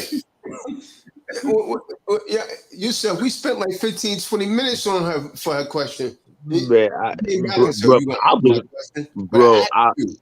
King, I was just as blown away as you were. I'm like, y'all just sit there and elaborated thoroughly with the scriptures. And then she come with the, are you going to answer my questions? I'm like saying to myself, no, don't do it. You about to get put on the chopping block. Like I was saying to myself, like, please reserve yourself. Don't do it. Don't do it. And once I heard that level in her tone go from, well, you gonna answer my question? Oh, I was like, here it come. Here it come. Sheesh. The swords came out. Good gosh, Vegas. Oh, man. Big Shirley attitude, Absolutely. I was like, Shirley attitude, man. Look, check it out. She told me that she was going to come back and apologize. I said, listen, look, that's my Kahan, that's my priest, that's my brothers. Like, listen, or he going to give you the scriptures, point blank, period. Humble yourself. But when she heard clean and the rest of the brothers kept going in, she took that offensively. I said, listen, I said, the truth going to make you mad, but it's going to set you free. I said, they cutting because it's real. I said, don't take that offensively. And I mean, just go and humble yourself. Tell her, Kahan, say, forgive me. I just want to learn. She telling me that I was going to do that for you and woo, woo, woo. But I kept heard them talking about me. And I was like, I'm not going to say nothing. He's talking about me. So what? That sounds like a you problem. Go humble yourself. Go ahead. What's wrong? Like, yeah, like let it go. LIG it. Let it go. Like, come on. I was like, I say no more. But we wasn't talking for no reason. You know what I mean? Absolutely. It's not like we was talking about her for no reason. You understand what I'm saying? It's because what she brought in. You know what I mean? So we was responding to her behavior, man, her demeanor. That was off the chain, man. I'm like, yo, this shit, when she came in, it was with an attitude. And everybody felt that energy. I'm like, wow, okay, this chick, she on a different type of time, man. Stevie Wonder saw that energy. I was like, wow. All I did is strapped in and was like, here it come. Even the Eves up. The Eves was like, who she thinks she's talking to like that? You know what I mean? You look at Right. I was. I look at answer that question. She's talking to someone like that. Even the Eves are saying that. Like, damn, you gotta be working with Eves going against you, man. You are ready. I was like, wow. Like, I was like, So wait, girl. you're not gonna answer my question? Like, woo. I said, she got the right ones. Like, now you ain't dealing with no simps over here. You about to get cut. Like, listen, I said, listen, that's my family. That's my brother. That's my priest. That's my Kahan. He gonna give it to you raw. Ain't nothing soft about him. Like, yeah, I said, yeah, energy. I said, basically, you undermine what I was saying. I said, come on now. Like, they just basically elaborated word for word in the scriptures. Then you going to come and undermine me and going to talk about, are you going to answer my question? Like, really? Okay. Right. See, yeah, I mean, that first inclination that I got from that is that Yusef didn't explain himself good enough. I mean, that's the only way she could have actually said something like that. But then she come back and say the same thing. I said, yo, that's what he just asked us, man. Right. Right. She telling me no. She telling me I wasn't trying to undermine you, King. I said, regardless of what your word's saying right now, that's exactly what you demonstrated. Exactly what you just demonstrated. I said they went word for word what the scriptures say, and then you gonna say, are you gonna answer my question? But I just asked my brothers the exact same question. Why would you do that? Like, you out of order, you was out of pocket. You called that energy. I said at the end of the day, I said, you gotta think about it, right? I said, when you went to school back in the day, right, when you had that teacher that you didn't like their delivery, but at the end of the day, that's the teacher. They have the knowledge that you want, regardless of how their delivery may come across. You should listen and take heed to this right knowledge, because it's going to benefit you in the long run. What are you going to do? You're not going to chastise the teacher. You're going to sit there and shut your mouth and listen to the teaching, sit and listen to the lesson. That's it. You may not like how it's being delivered, but at the end of the day, it's a lesson. It's right knowledge. Get it and move forward. And she ain't had nothing to say when I said that. I said, listen, humble yourself, go back, say, pardon me, I just want to learn. And that's it. You know what I'm saying? Yusef, we didn't have any kind of animosity until At that all. like that, man. You know what I mean? I know, We bro. were diligently giving her the precepts, man. Hey, I someone know. get Proverbs. Let's get Proverbs 26, verse 4 through 6. Proverbs 26, verse 4 through 6. It's documentary, man. Got a 4-hour documentary, you, Seth. A little over 4 hours, man. Mm-hmm. Trying to upload it now, man. T-Doc recordings, man. Oh, it jumped all the way down to 24 minutes now. You see what I'm saying? On. It's at 67%. Come on. A big jump, man. David. Damn. I got the precept about the book of Proverbs, chapter 26, verse 4. Answer not a fool according to his folly. So we wasn't going to answer her according to her folly, man. We wasn't going to answer her according to her folly. You see, saying in the scriptures, man. Okay. Lest thou also be like unto him. Oh, you'll be a fool. You understand? Oh, you going to answer my question? No, we're not going to answer you according to the folly. We're going to answer you according to thus saith Yahuwah, man. That's it. Okay. Answer a fool according to his folly, lest he be wise in his own conceit. Mm-hmm.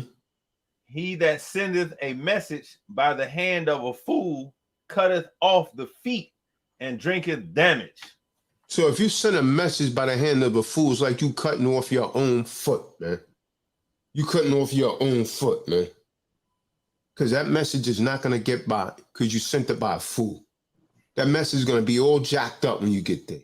Yeah, it's at 74%, man. What's up, man? 17 minutes, man. Come. What's goody, man? What's goody?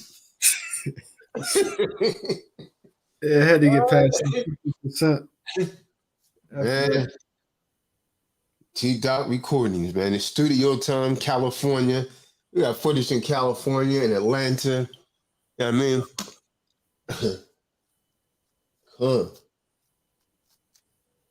Our story begins with Kahan Tazadaq leaving New York City, moving to Atlanta. Where I bumped into my man Black at a seminar. I already knew Benaiah, but I never knew he could rap. Come on, 13 minutes. Mm-hmm. That thing's moving fast. Go on now, But you know, once it gets uploaded, then it be talking about processing. Sometimes that takes longer than uploading the video, Yeah. And sometimes when videos come up, like it'll be in the lowest quality. Yeah. So then you gotta wait a little minute till the quality starts going up and up. Come on. Yep. It's a lock here, brother. Proverbs 26:11. As a dog returneth to his vomit, so a fool returneth to his folly. Wow. That means a fool's gonna always go back to his wickedness. That's why a lot of Eves, man. You see a lot of Eves, man. Some of the Eves that I got with, they when they was with me, they covered their heads and everything. As soon as we broke up, they went right back to the world, man. So going back to Christian church, uncover their heads, everything. That's a fool returning to their folly. Scriptures is clear. He's laughing, but he's preaching too. Hey David, what's up with you? Yeah.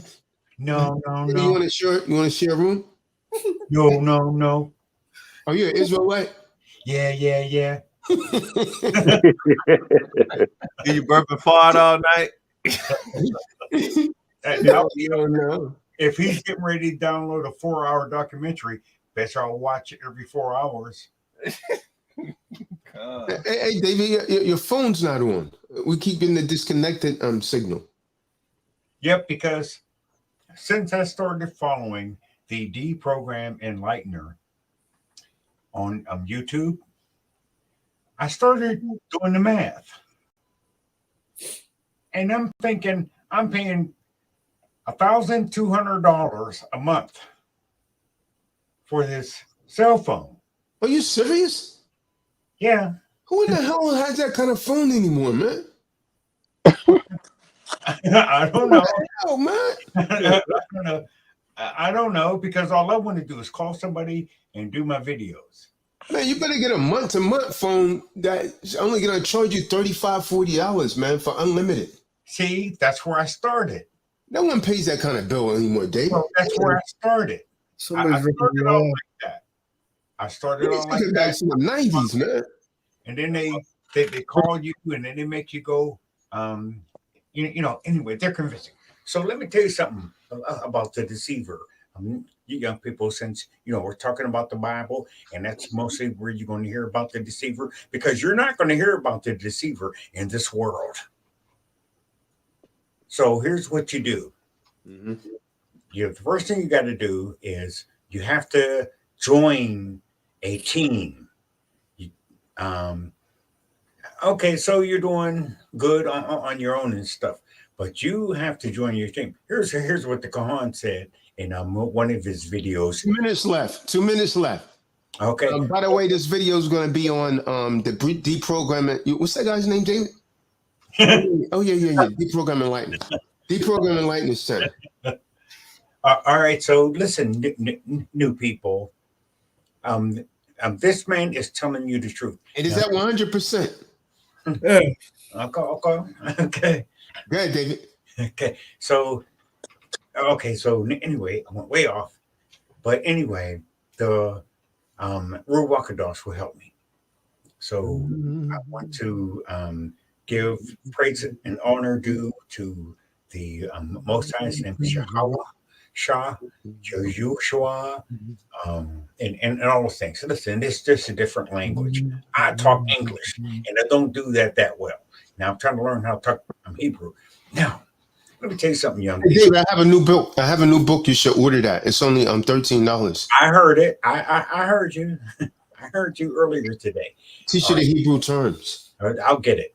I'll get it because I have a Hebrew alphabet on my whiteboard. That's right in my bedroom, and that's now I'm hearing this. I'm like, oh, I don't know if it's Hebrew Paleo. Yeah. I'm like, oh, geez. So now I got to erase that. Now I have to go what you're trying to get me. Don't call him the Caesar. All right. So here's what you do, young people, and new people. Now you're getting a lot of information, but the reason why I would want you to stay here is because you have to be on a team. You see that the Khan said whenever you end up in these different various situations, you don't want to be caught up without your nation. See, this is what the Moors and stuff do. They try to, have a nation and stuff like that there until they get to the airport. Okay.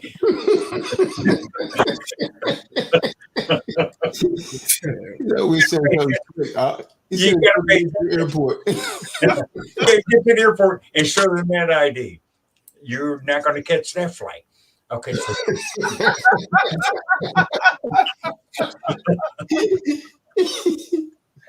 okay. I'm just trying to keep it real. I'm trying to make it relevant. I'm trying to make it current. I'm 40 years young. I'll tell you what. I'm going to take you right back to the book of Genesis. So anyway, you have to be with these Akims. Now, don't look at any Akim. I'm not going to let you Aki get away from me. I'm not doing it. Man, you should see what had happened to me in my life once I met these people. Now, calm down. There's some new people here. Oh, okay. So, if the Khan raised a scepter to them, okay. It's kind of like a king. Okay, the king approves of the people who, who's in his presence. Blah, blah, blah. You guys are adults. So what you need to do is stay with, I want to say us, but I want you to stay with them and learn. You have a ability to discern stuff, but if you don't match it in the scripture, I like it. David, have you clicked on the Tazadaq recordings? The truth will make you mad and deep. Everyone on this channel right now, click on the Tazadaq recordings, man. Give that a thumbs up. I posted in the room several times. It should at least be 20 people that's actually giving a thumbs up when there's actually only 4. I don't know, go figure. Actually, 4 waiting, only 1 thumbs up. Besides the one that I've given. That says a lot. Probably the other one was Rhea. She's the only one I've seen over there typing. Go ahead, David. Pardon me. Go ahead. Wake up, Jacob. David. Wake us up, David. Okay. So I'm going to try to go back and try to pick it up where I left off. Let me tell you, there was a lady. She had two mites, and she probably got that from somebody else, and she gave it when she came into the presence of, let's just say, the Kahan. Okay, and to this day, you're going to read that about what she did. So what the Kahan is trying to help you do understand is you have to give. You just have to give. I gave all my life. Did I like it? No. But now I get to, calm down. The Khan, he's just trying to get you to calm down. He says, hey, you know this, you know that, you know this, you know, um, oh, okay. But you have to support him. Uh, let me see. What did our brother say when he was getting ready to get crucified? They took him to court, and Igor, he said, Lama Sabatami. okay, good. Let's go back. Let's go. Well, that's a little frightening You want to for know what he said? people. Oh, You yeah. want to know what he said or no?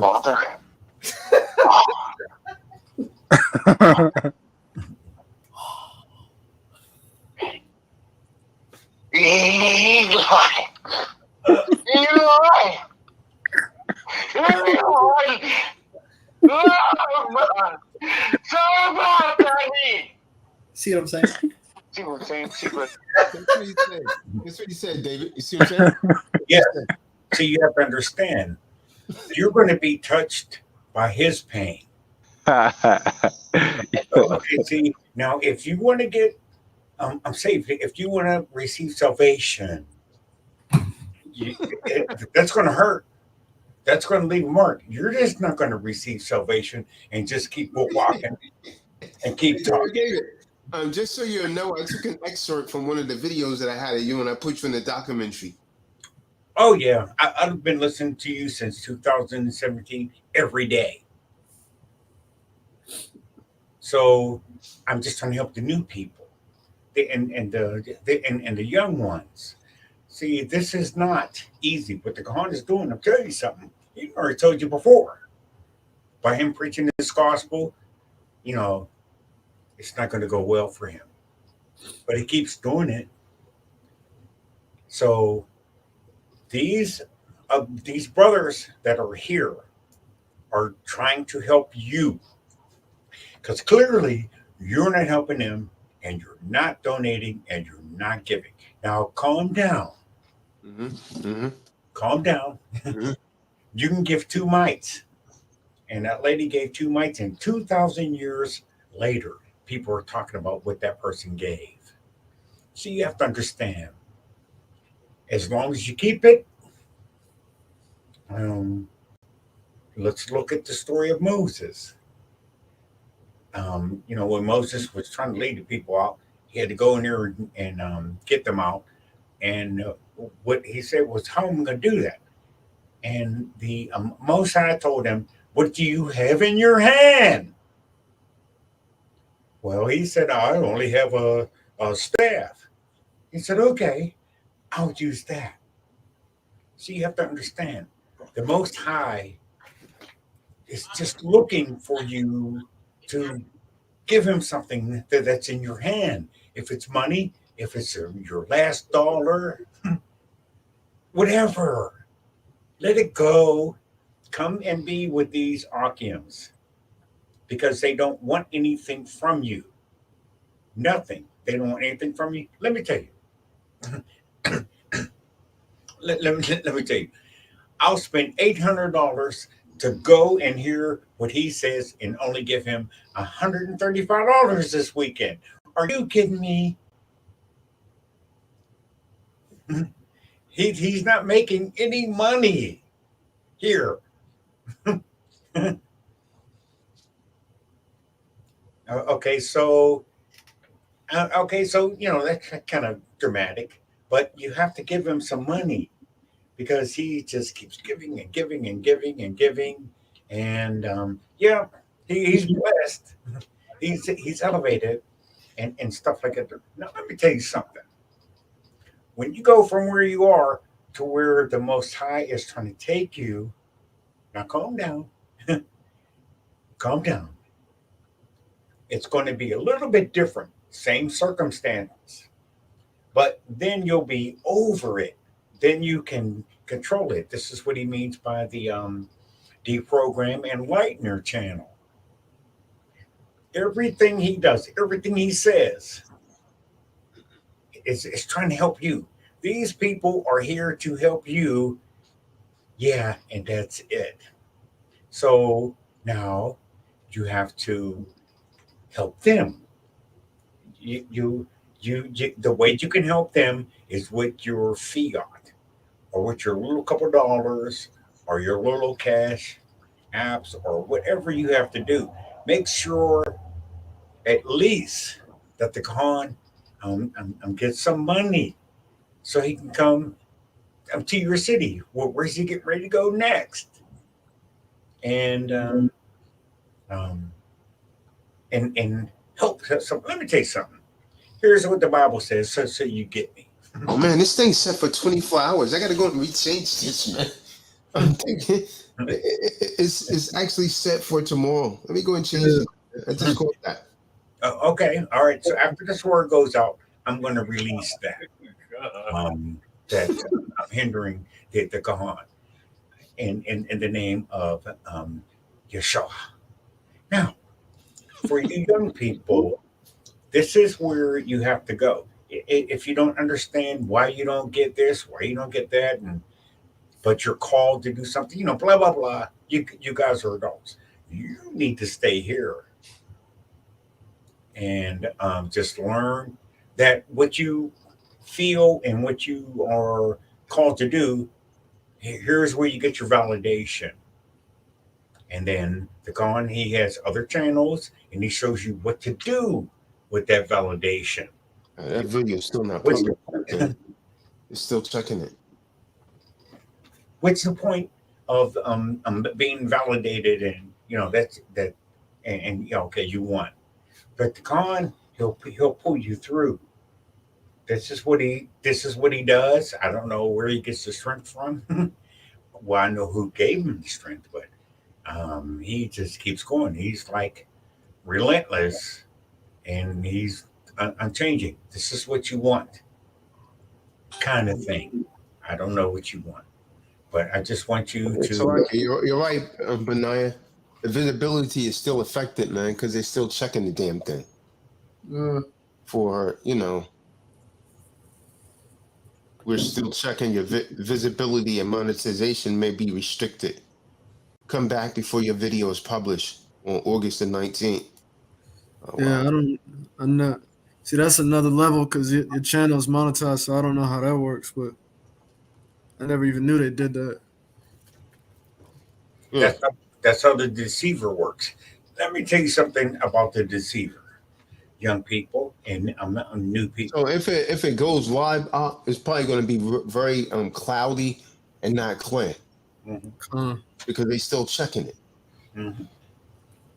See, that's what I'm telling you, man. Sometimes the processing takes longer than uploading. Still checking the friggin' video.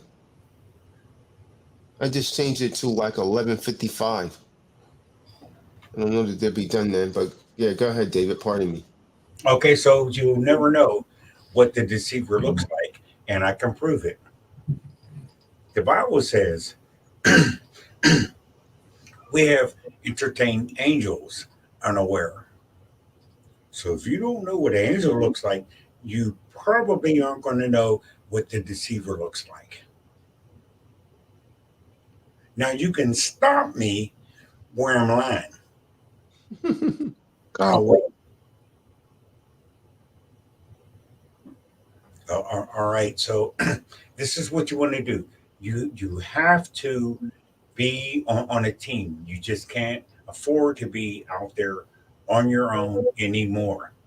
And you can afford to be with these Akims because the Most High will bless you and make a way for you to attend these seminars. make a way for you to attend the webinars. He'll do it. He did it for me. I'm retired. I work 15 hours a week. But since I got in touch with the what is that channel? The Deprogram Enlightener on Oh, yeah, YouTube. yeah. I'm telling my boss what to do. It's awesome. It is. It is. I wrote something to my employer, and the employer said, "Oh, geez, that sounds legal."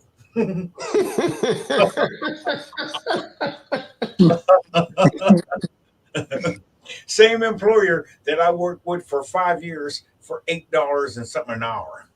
I got tired of that, and thank God for the Kahan. And he broke that cycle. I have value. It shows me my value. It helped me understand my value. This is what he's trying to do. If I leave right now, they may be able to find somebody to replace me. I'm not irreplaceable, but they don't want to lose me. And this is what they're going. Once for you. I had the boss's son. He happened to be at my job when I showed up, and that man said, "Hey, what does God have to say to us today?" Now I never talked to that man about God.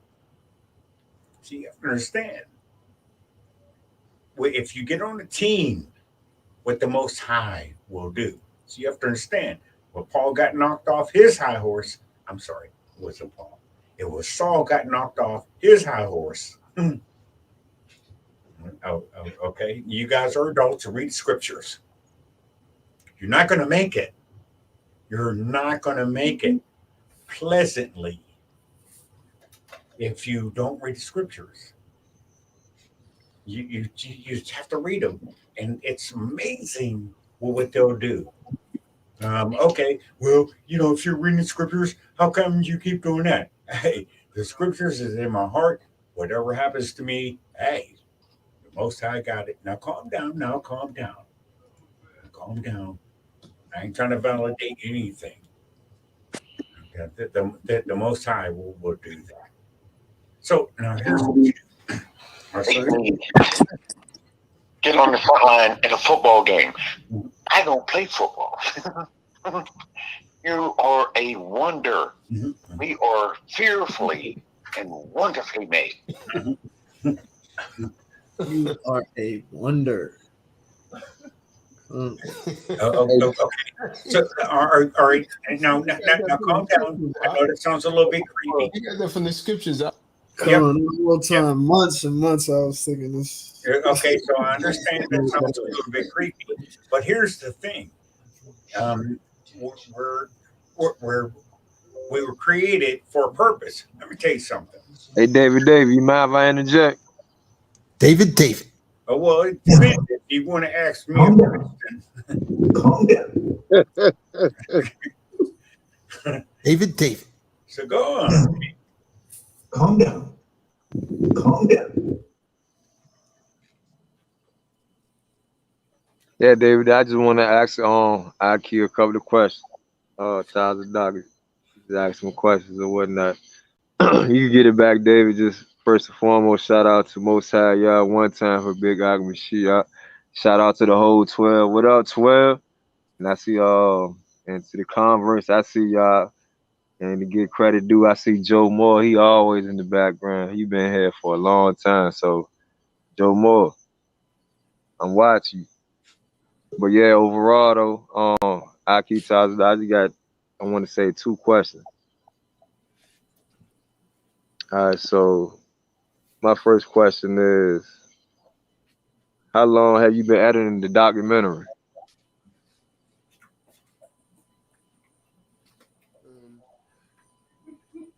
A few days.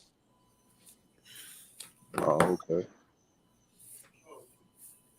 Yeah, just a few days. Let's put something together. It's really about T-Dot, man. It's about the whole music thing. How people switch up on you, man. John Boone, I'm gonna send that book out Monday, Most High willing. I got your order, John Boone. I'm gonna send that book out. Freedom for Behind Bars, man. Come on. Okay. So you basically just answered all the questions in one answer or whatnot. Because my next question is, what should I be expecting from the documentary? You said, but that's all. Oh yeah. It's not so much about T Dot. It's more about T Dot recordings, man. The whole music thing, man. What made you start writing? Key, like, what inspired you to want to start writing? I was Over always beat. I was always writing. I used to do that in high school. Just got away from it. I won a few rap contests, man, back in the day. Just work makes you get away from that stuff. I believe it.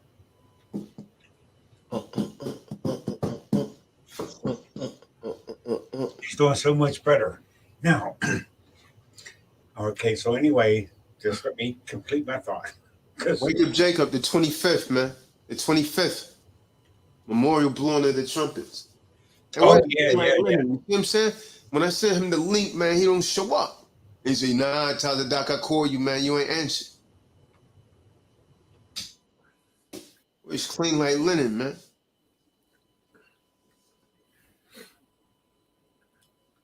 Yeah, shout out to Clean Like Linen, no doubt. Little brother Roscoe at. I don't know, man. It's a good call. I sent him the link too. They'll be here if we keep it going. So here's the thing. I canceled my phone service because I did the math and I didn't like that, and I canceled it. And David, you should at least tell someone, man. Like I said, man, we already just recently lost one elder, man. Oh, I ain't going nowhere. I'm perfectly healthy. I got the I'm doing the cleanse right now. I'm off for 4 days. Perfect time to do a cleanse. Oh, holy moly! You over there blowing the trumpet, huh?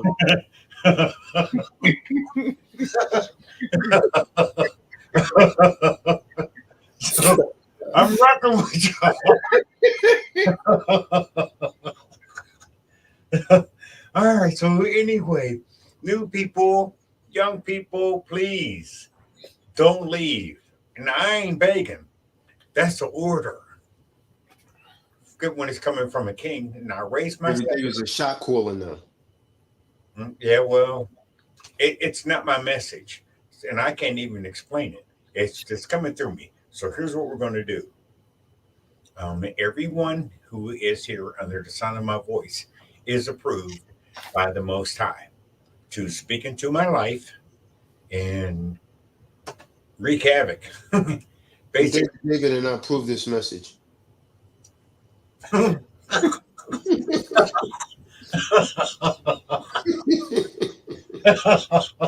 This dude in common parlance is something else.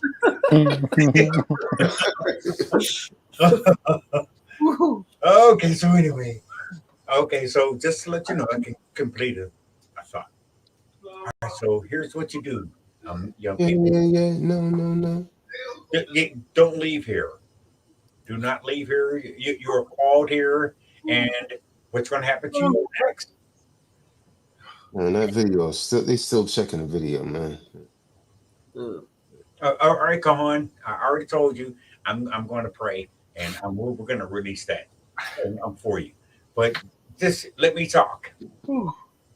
Let me talk. Oh man. So Lucky, y'all remember? I don't know if everybody was on the call, but remember that time Elder said he was going to move to Africa? Yeah. I still am. I plan to go to Kenya in February for 12 days on a tour. I'm trying to figure out. One of those bushmen don't take him out.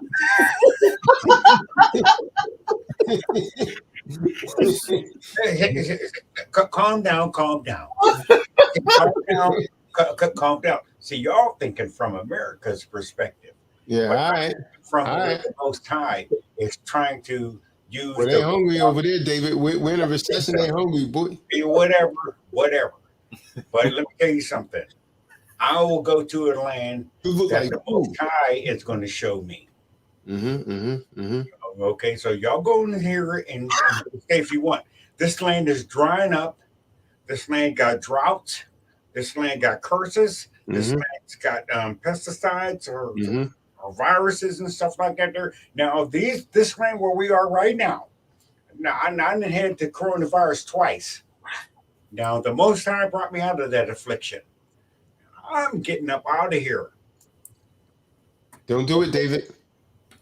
So, hey, Don't do it. hey, you take the. This is what the Most High told Joseph. You take the baby down to Egypt. Okay, so now y'all work that out. Hey, David, you better get your weight up. They're gonna snatch you up out there. No, because I have friends there, and I have family members there, and I got enough sense to know that when I go there, I got to have a plan because they're not going to hire me. And that's The all. booty scratcher's gonna take care of him if he go over there by himself. Listen, I have friends and family over there, and so booty scratchers got friends too. I got friends and family over there, and so do y'all. Y'all so caught up on what I'm doing Nah. here. Oh, we do. Or some real, Salaki, or some real stuff, David. They don't like us over there. My homeboy just Well, came that's back okay. from. They don't like us over here either. Well, I mean, over there it's a little different though, because they short on fiat over. They short on fiat over there, David. You don't want to take your fiat over there. Okay, let me tell you something. They don't like me here. You see, that's what the book of Deuteronomy says. I don't think. I know what I'm doing. I don't think you're gonna like that Bushman beard. And I'm not going.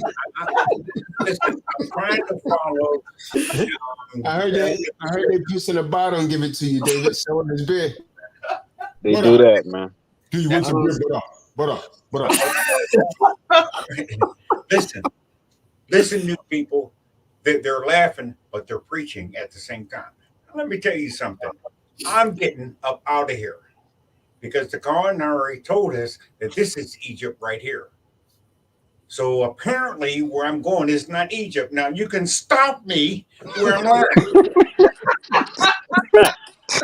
I guess you didn't see that video. It's gotta be an act, man. I did, and now I'm up out of here.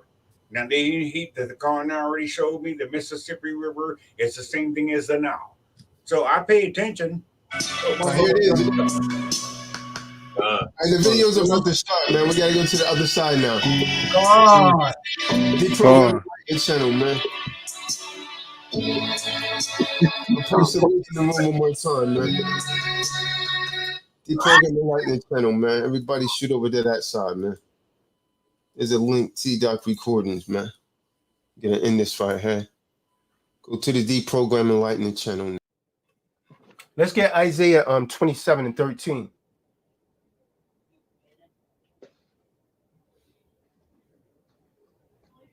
Isaiah 27 and 13 says, when Israel is regathered, there's going to be a blowing of the shofar. The trumpets are going to be blown. I got it.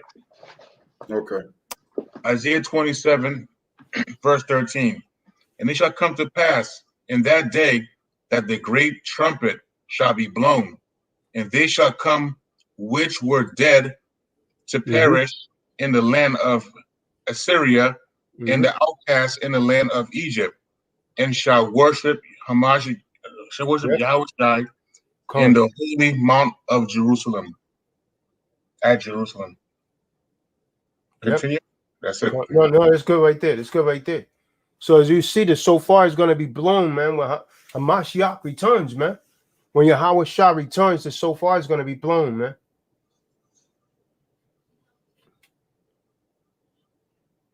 And he's going to send forth his angels. We'll get Matthew 24 and 31. Come on. When that judgment, man, that shofar is going to be blown. It's going to be blown of a trumpet.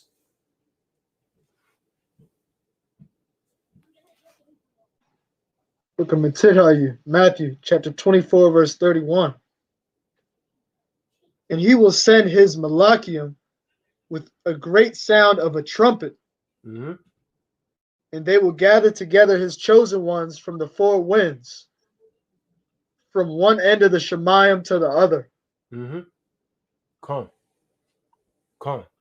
Now, I mean that's about it on the blowing of the trumpets.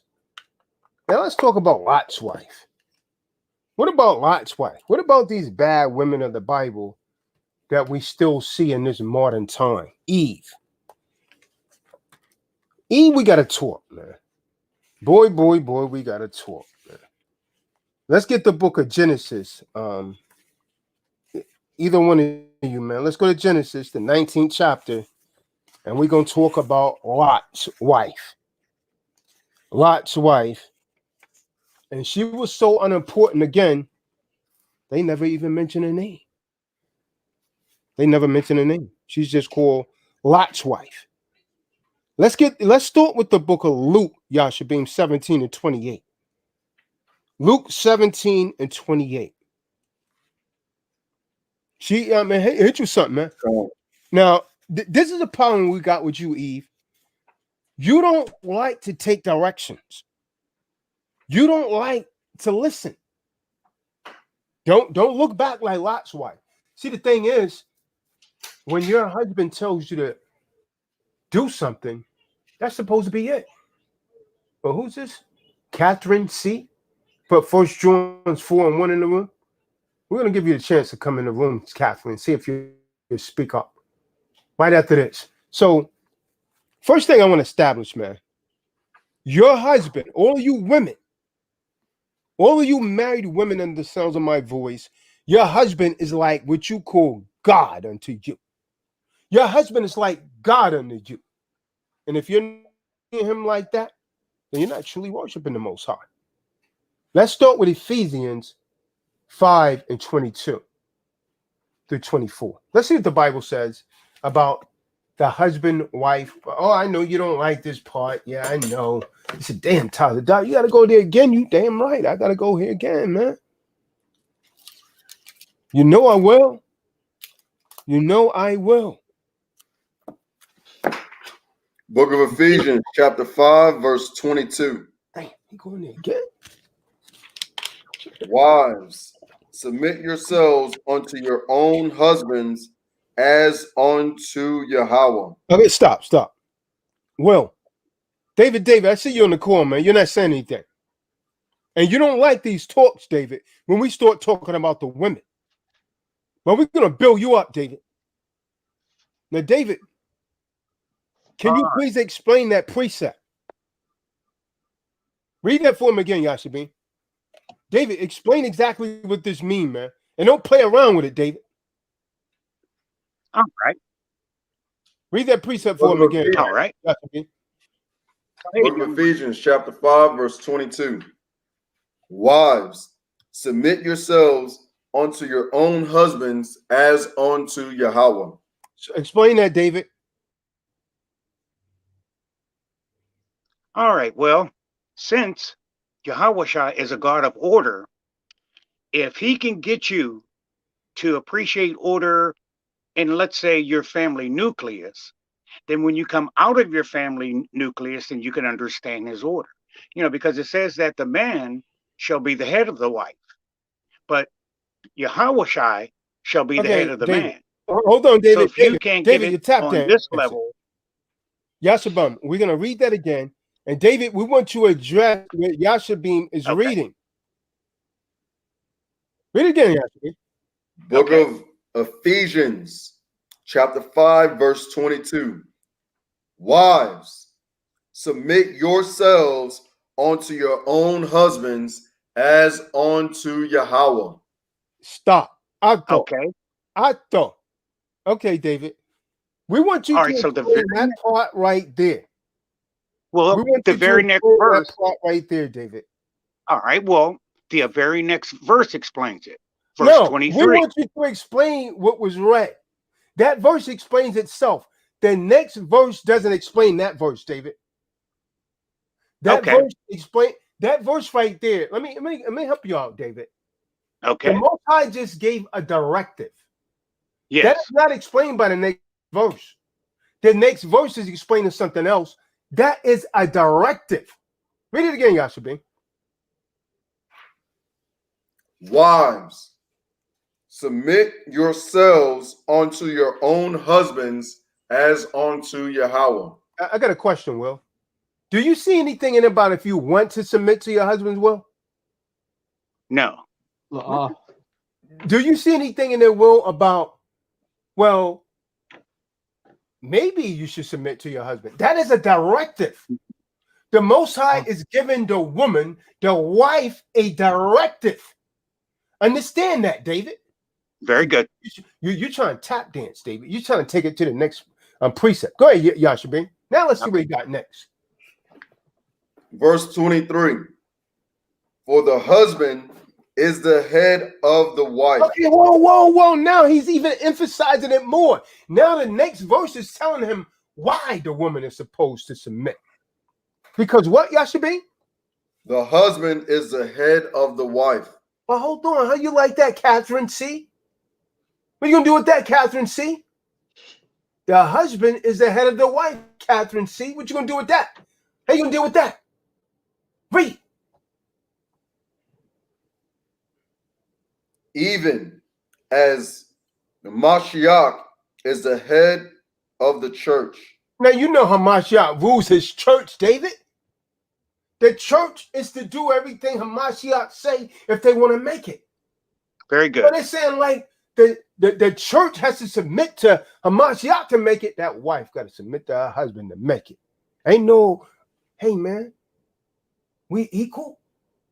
That's Esau's world, man. Don't you bring that foolishness over here, man. You ain't gonna make it because of that, Eve. You will not make. I know you don't like what I'm saying, man. But I'm giving you love. Most of you can't handle this, man. Because this is a gynocentric society. So people are afraid to look, the numbers are starting to go down, Yashabin. We starting this out. They start leaving, man. They don't want to hear this, man. That's a cold cut right there, man. Go ahead and wrap it up and give it to him, Will. That's a cold cut, man. Go ahead and wrap it up in that damn, that little paper they wrap it up in. And eat it. We're going to give you a damn cold cut, man. Yeah, that's that paper with the wax on one side. Eat it, man.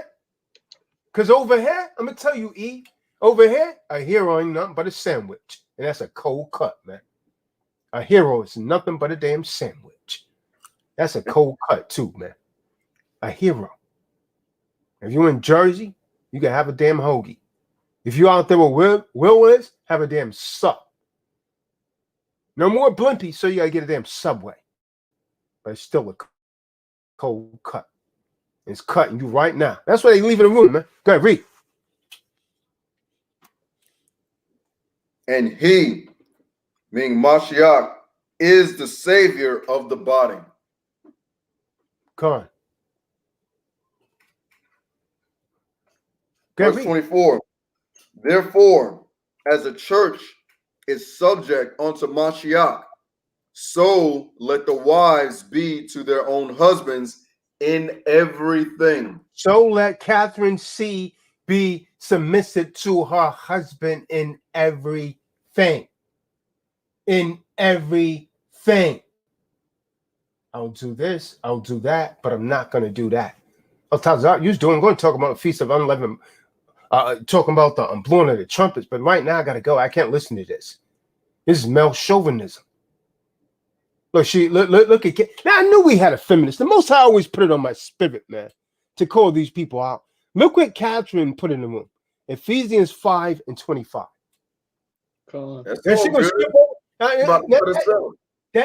That shows you when people are coming with demons, man. Just skip over everything else and go to that. That's fine.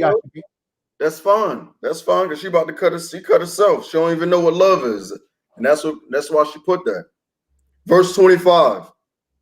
Husbands, love your wives, even as Mashiach also loved the church and gave himself for it. Okay, let's see what love is. We'll get 2 John 6. We're giving you love right now, Kathy. And if you don't repent, you're not going to make it, Catherine C. It doesn't work two ways. Don't you bring that feminism madness over here. It doesn't work two ways. You show me in the scriptures where it says that the man is submit to his husband as unto his wife as unto a Mashiach the Hawashah. Don't come around and push that foolishness. Listen to verse 23.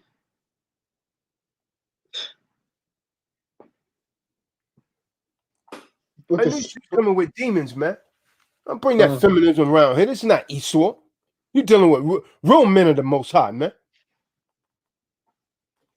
Look at 2nd Yachanan, John,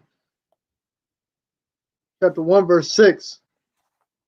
And this is the love, that we walk according to his commands. That's right. This is the command, that as you have heard from the beginning, you should walk in it. So love is keeping the commandment. The husband is to teach the wife the commandment. The husband is the covering of the wife. Now, Catherine, you could tone it down and learn, or you might end up like Lot's wife. Now, let's go back over here to the book of Luke 17 and 28 to prove all things. Scriptures is not given to you to, first of all, Catherine, you ain't supposed to have the Bible in your hand unless an Israelite is teaching you. It's not given unto you, man. And then you don't want me to be frank, man. It's not given unto you, man. Hey, y'all should be and get me Luke 17 and 28. We'll get me Psalms 149, 19 and 20. I got something I want to share with Kathy. You don't understand the Bible. The Bible's only given to Israelites. You got to be taught the Bible from one of us. Now you can like that, understand it, believe it or not. And if you don't accept that, there's no salvation for you according to this Bible that we're reading. You come up and get no men of the Most High, man. Book of Luke, chapter 17, verse 28.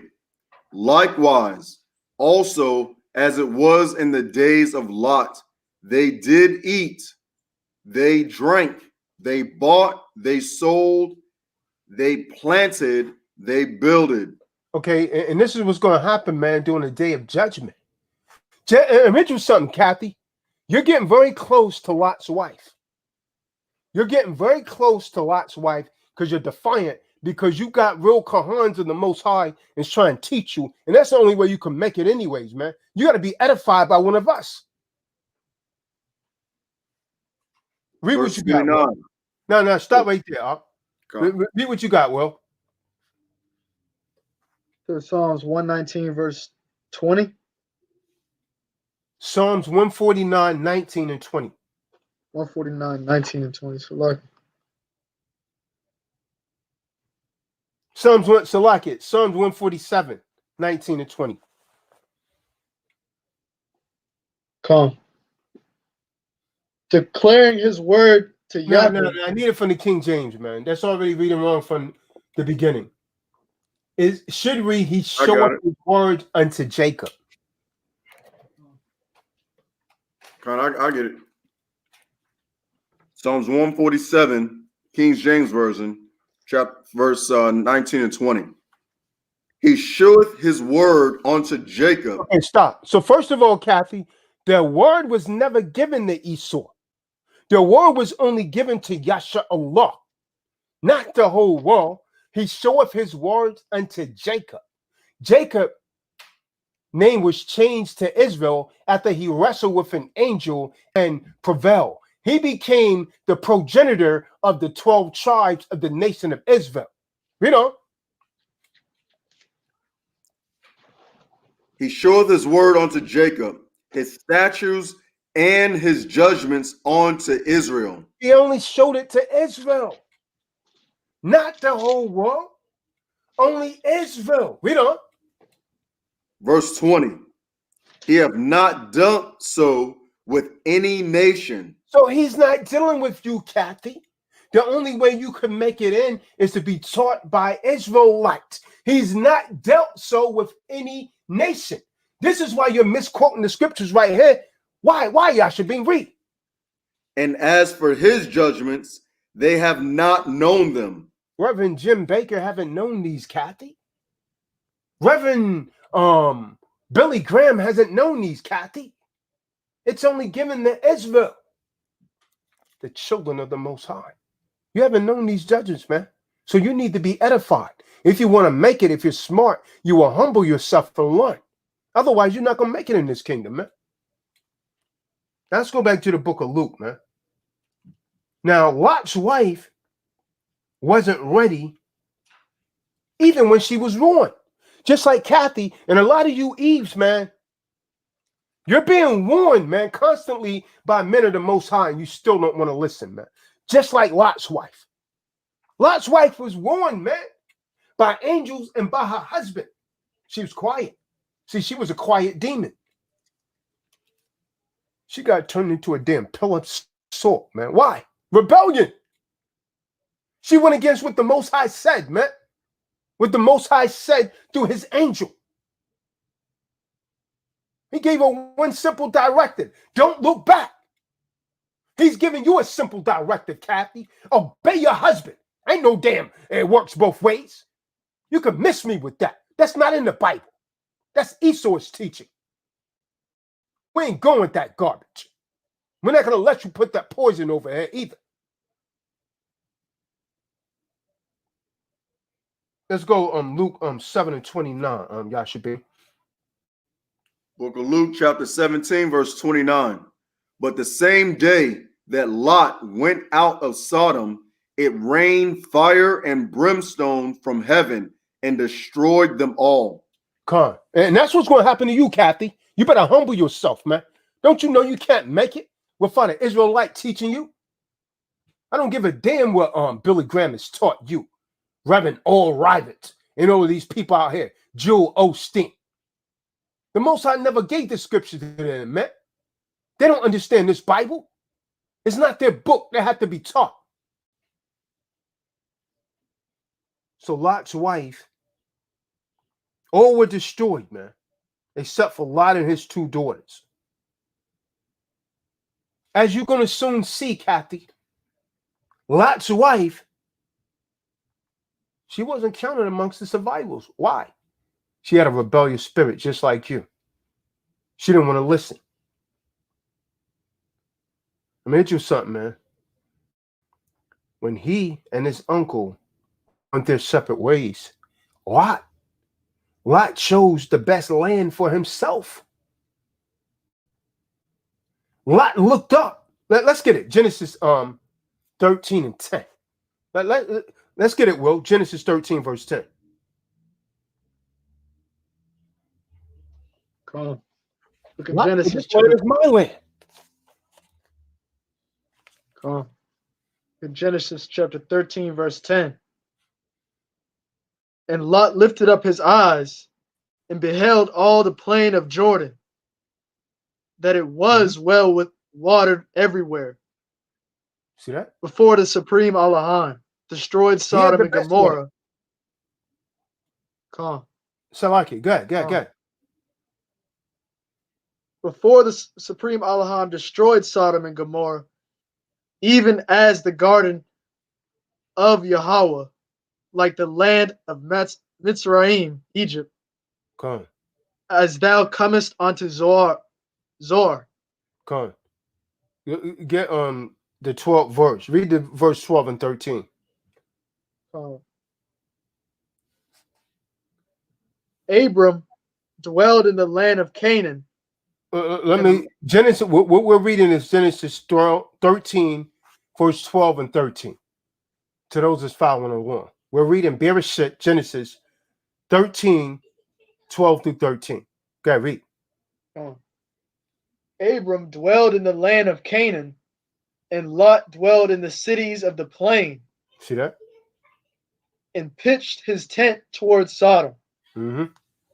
Verse 13. But the men of Sodom were wicked. See that? And sinners before the supreme Allahim exceedingly. Con. See, the land was good, but the people were not. And Lot, he knew that from day one. Lot knew that, David. Lot knew this from day one. He deliberately chose to dwell among a people who flaunted their sins in the face of the Most High. There's something I want you to think about, man. Very repugnant. Very repugnant stuff also, man. That they will call a hate crime today if you speak out against it, David.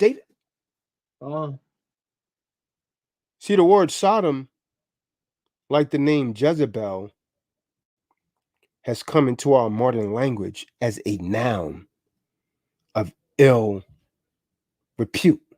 Sodomy. That's why sodomy got his word from, got his name from. It's from Sodom. Sodomy means to penetrate someone's rectum, sodomize them, male or female. It's still sodomy. That's where it comes from. Sodom and Gomorrah. Let's not go there, David. Let's not go there. See, Lot pitched his tent near sinful Sodom, knowing fully well the city's nasty reputation. It's like Atlanta today, man. It's like San Francisco. It's like the Village in New York. It's all over now, man.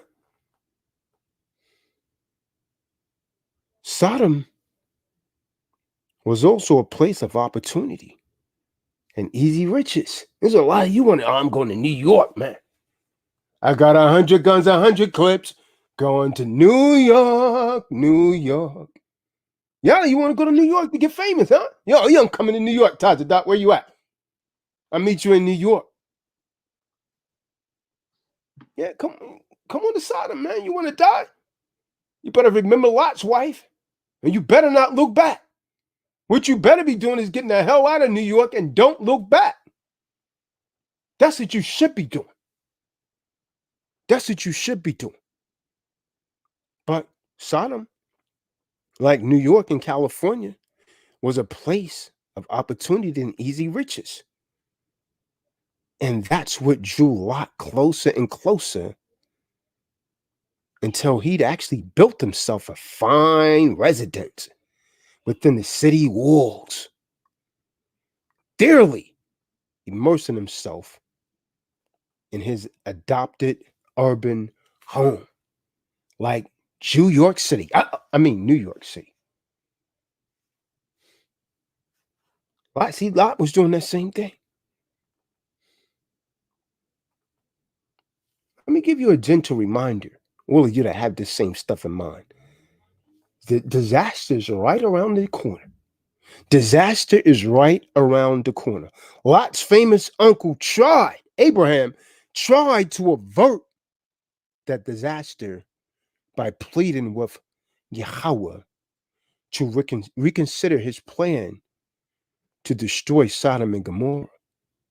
Where Abraham say, what if there's 50 righteous people in the city? Abraham wanted to know, man. Most High agreed that he would spare Sodom and Gomorrah if it was 50. Abraham said, what if it was 40? Abraham said, it's not like you, Elohim, to do this. What if it's 40 righteous? What if it's 30 righteous? What if it's 20? Abraham went all the way down to 10. And the angel said, oh, well, man, we got to get out of here. It's time to turn this thing up. And we could find 10. We won't destroy it. For their sake. I want you to think about this, David. David, you got a big city, man. Really, Sodom and Gomorrah was, and they have it was a total of 5 surrounding cities of homosexuality and lesbianism. Come. They couldn't find 10 righteous people, David. If they had found 10, it would still be standing today. Not 10. 10 people, David, all it would have taken, and the Most High would have never rained down that fire and brimstone. You can't find 10. This world's coming close to that, man. These 2 angels had already visited Abraham. They were now dispatched, David, like an Uber driver, like a Lyft. They wasn't coming with no Lyft. They wasn't coming with no Lyft. They was coming with that fire, that heat rock. They was coming with that heat rock, David. They were already dispatched, David, to a sleazy metropolitan and see if they could find 10 souls that was worthy. Let's get it, Will. Genesis, Bereshit 19, verse 1. Come. Book of Genesis, Bereshit, chapter 19, verse 1. And there came two angels to Sodom at even, and Lot sat in the gate of Sodom, and Lot, seeing them, rose up to meet them, Mm-hmm. and he bowed himself with his face toward the ground. So he knew that one of these men carried an attribute of Elohim. He bowed himself. Now, there's no doubt, David. There's no doubt Lot's wife enjoyed her husband's prosperity right along with him. This is why he was there in the first place. In fact, maybe, just maybe, she was the one that unintentionally urged him along the crooked path towards Sodom and Gomorrah. See, as Solomon would write, right? Of such woman centuries later, after this, Solomon says her paths are crooked, but she knows it not. See, behind many a successful man, is a materialistic woman with one hand on his back and the other in his damn wallet. Because you a damn simp. You a damn simp. You're successful because she got her damn hand on your back, pushing you along. Oh, be this, do that. And she got a damn other hand right in your damn wallet. As soon as you make it, she taking it from you. And when you get enough, she's going to divorce rape your behind. Then you're going to be crying the damn blues and say, Tazadaq, you was right. And you come around me, I'm a bitch smack you. So I don't want to hear you was right. You should have listened. Now, for starters, man, let's see what Lot did when these angels, these angelic men came. When he saw them, what did Lot do? Read it again, Will. What did Lot do? Lot, seeing them, rose up to meet them, and he bowed himself with his face toward the ground. See that? See, it made Lot fall to his knees. He had to know that these weren't regular men, David. Lot fell to his knees. Read verse 2, Will. And he said, Behold now, my lords, turn in, I pray you, into your servant's house, and tarry all night, and wash your feet, and ye shall rise up early and go on your ways. Con. And What did the men say? What did the men say? They say, no. We will spend all night in the square, in the street. Well, we come here to kill this funny style stuff, man. We came here to bring death. Don't try to divert me, Lot. You done fell in love with this lifestyle, man. You better get your crap together, Lot, or we're going to kill you too. Go ahead, read. Will, read. And they said, Nay, but we will abide in the street all night.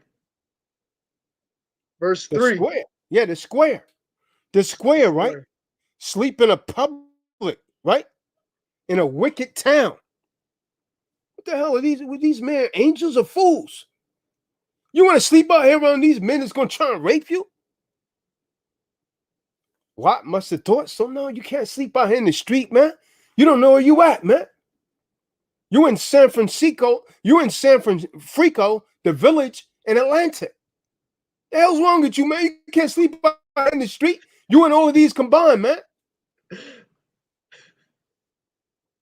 See, he didn't know. Lot didn't know that these angels was on a mission to track down 10 people, David. 10 people. And by the way, David, your internet is working excellent tonight, man. Come You on. must have got a new router or something, man. You coming through crystal clear, man.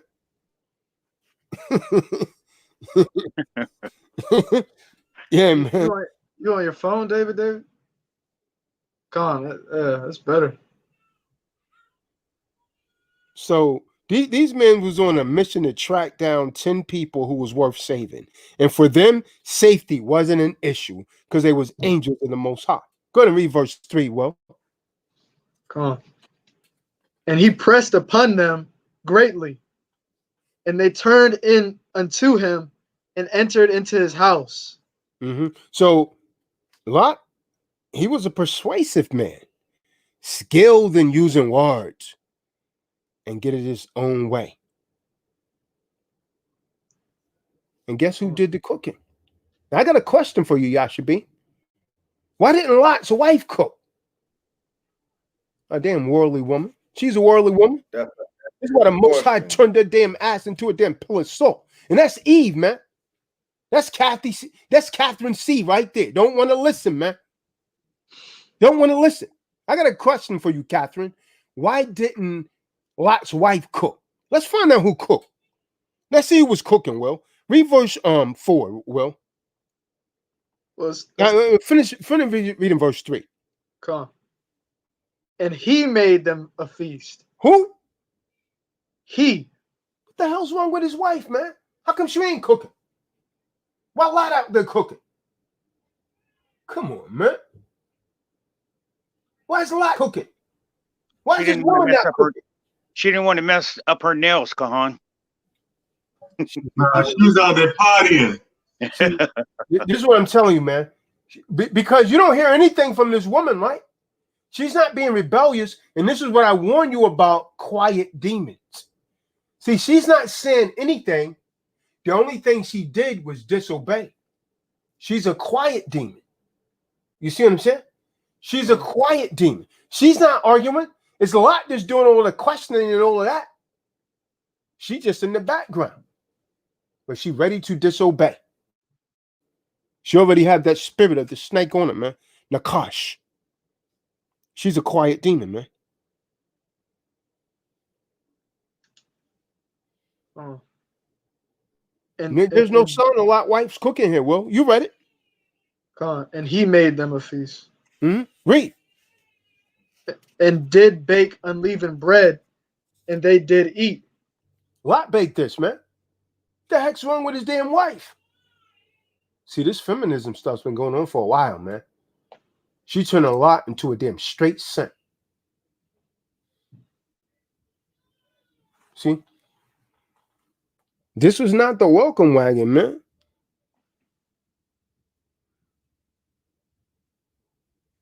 This was all the men of the city that came for him. Read that, Will. Read verse 4 and 5. This wasn't no welcome wagon. I'm into something, man. When you read this verse, I'm trying to create this imagery in your head. Every damn men in the city came for these men, these angels. Every man in the city. Read. Look at Genesis chapter 19, verse 4. But before they lay down, the men of the city. It says the men of the city. We're talking about all of them. The men of the city. It didn't say some of the men of the city, David. It says the men of the city. That's talking about every man. Read. Even the men of Sodom, meaning all, like you just said, all of the men of Sodom compassed the house round. Compass mean they surrounded his house. Now you got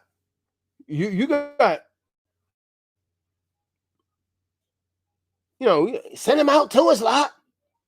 We want them fine men that just we seen go in your house. Read. Send them fine looking men out to us so we can know them. That's talking about have sex with them, man. both old and young, all the people from every quarter. Verse 5. And they called unto Lot, and said unto him, Where are the men which came into thee this night? Bring them out unto us, that we may know them. Forgive me, David, but there's just no polite way around this. I checked all translations, Dave. One of them says get familiar with them. One of them says have relationships with them. One of them say to know them carnally. God. Yeah, there's no nice way to say that, David. God. It says we want to have sex with them. Sexual Right. relations with them, David. There's no nice way to say that, David. Right. They wanted that boy. They wanted the boy Badushi. They wanted the Badushi. Hey, wait a minute. Turn it up, David. No nice way to say that, David. You can't tap dance around that, David. Very well. Verse 6 and 7. Verse 6. And Lot went out at the door unto them, and shut the door after him. Verse 7. And said, I pray you, brethren, do not so wickedly. Yeah, Lot said, don't do this wicked thing, man. So Lot call it wicked. You call it wicked today, they tell you, man, you that's a hate crime. That shows it against the Most High, man. This system is against the Most High, man. Lot said, do not so wickedly. Brothers, do not so wickedly. Do not so wicked. What they tell Lot, though, man, you better move the hell out of the way, man. Who came? You sojourning here, man. This is not your land. And you ruler over us. You better get out of the way, man. We're going to deal with you also. That's what they told Lot, man. Read. Verse 8. Behold now, I have 2 daughters which have not known man. Damn, that's something, man. This man ready to give up his daughters, man. He said, I have 2 daughters that's are virgins, meaning they have not known a man. Read on. Let me, I pray you, bring them out unto you, and do ye to them as is good in your eyes. Whoa. Lot kind of OD with that one, didn't he? Come on, Zada. You telling these, he said, do what you like. Man, you could run orgies on them. You could run threesomes, foursomes, tensomes. Lastly, do whatever you like, man. He done gave his daughters up, man. What the hell's going on with Lot, man? What the hell's wrong with Lot, Yashabi? He said, do with them as you like. Has Lot lost his mind, man? I couldn't even imagine. That's unspeakable, man. I mean, I want you to think about that, man.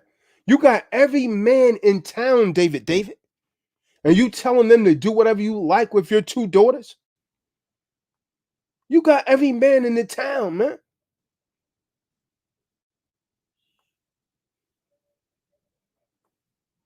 Damn. The Lot daughters have no value? Why he off them like that, man? Damn. Remember the book of Judges, man, the 19th chapter? They will surely be raped and abused like the poor concubine in Judges, the 19th chapter. And she who died, she literally died stretched out by the front door. And her hands was on the threshold begging for mercy. They raped them, put her to death. You guys probably didn't even know that was in the Bible. Stuff on the Don. Read, well, verse 8. Only unto these men do nothing. For therefore came they under the shadow of my roof. Now I want you to notice something here, man. I want you to pay attention, David, and take this back to your assembly. Because I'm advocating this. Throughout all of this, still not one word from Lot's wife. Why? Because she's a quiet demon. She's a quiet demon. That's what I'm telling you, man. You got to watch these ones that pretend that they're quiet. Sometimes they're the worst con, man. They're the worst con. Still no word from Lot's wife. The mother, right now, I want you to think, David, what kind of woman must she be? Lot said, listen, notice Lot didn't offer his wife. That's the one that betrayed the Most High. He said, take my 2 virgin daughters. What kind of damn mother must she have been when Lot said, hey, take my daughters and do whatever you want? With a whole town, a whole city of men, 2 cities of men, 5 cities of men. He said, take them and do what you want. You mean to tell me the damn mom's not going to speak up? Still no words from Lot's wife. I want you to think, guys. I want you to think. The mom's not going to speak up. What kind of mother must that have been, man? Still no word from the mother of 2 vulnerable daughters offered as a living sacrifice to a bunch of lascivious lust. That's all it was. Read on, Will. Verse 9. And they said, stand back. Get out of my way. They told Lot, oh, this is not good, David. Not good, not good, not good. Was there a Jordan Valley version of 9/11? They said, get back, man. Lot said, stand back. Modern day turning on, man, you better get the hell out of the way, man. As they tell him, man, you better get out of the way, man. Read. And they said again, this one fellow came into sojourn, and he will needs be a judge. Now will we deal worse with thee than with them? So they say you're going to deal worse with Lot, man. They say you're going to deal worse with Lot than with the angels. Read. And they pressed sore upon the man, even Lot, and came near to break the door. So they look, they get in, they this man pushing on the door and tear Lot's door in, man. Try to break the door down, man. You know, you pushing the door, you trying to hold the door. You got a bunch of men. You probably got over a few thousand men, man, trying to push the door down. A lot there trying to hold the door. Read on. Verse 10. But the men put forth their hand and pulled Lot into the house to them. Yeah, the angel snatched Lot in there, man. Come on. And shut the door. Right. Verse 11.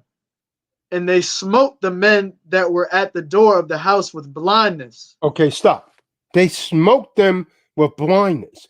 The blindness was literally blinding flash emanating from the angels, because these 2 men was angels.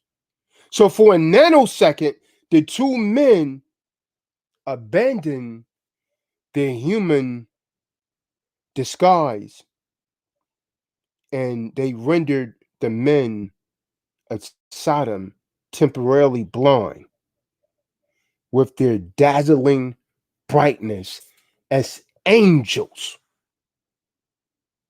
And just like the glare from the sunlight of fresh snow, they blinded them son of guns. Read. I always thought that was like they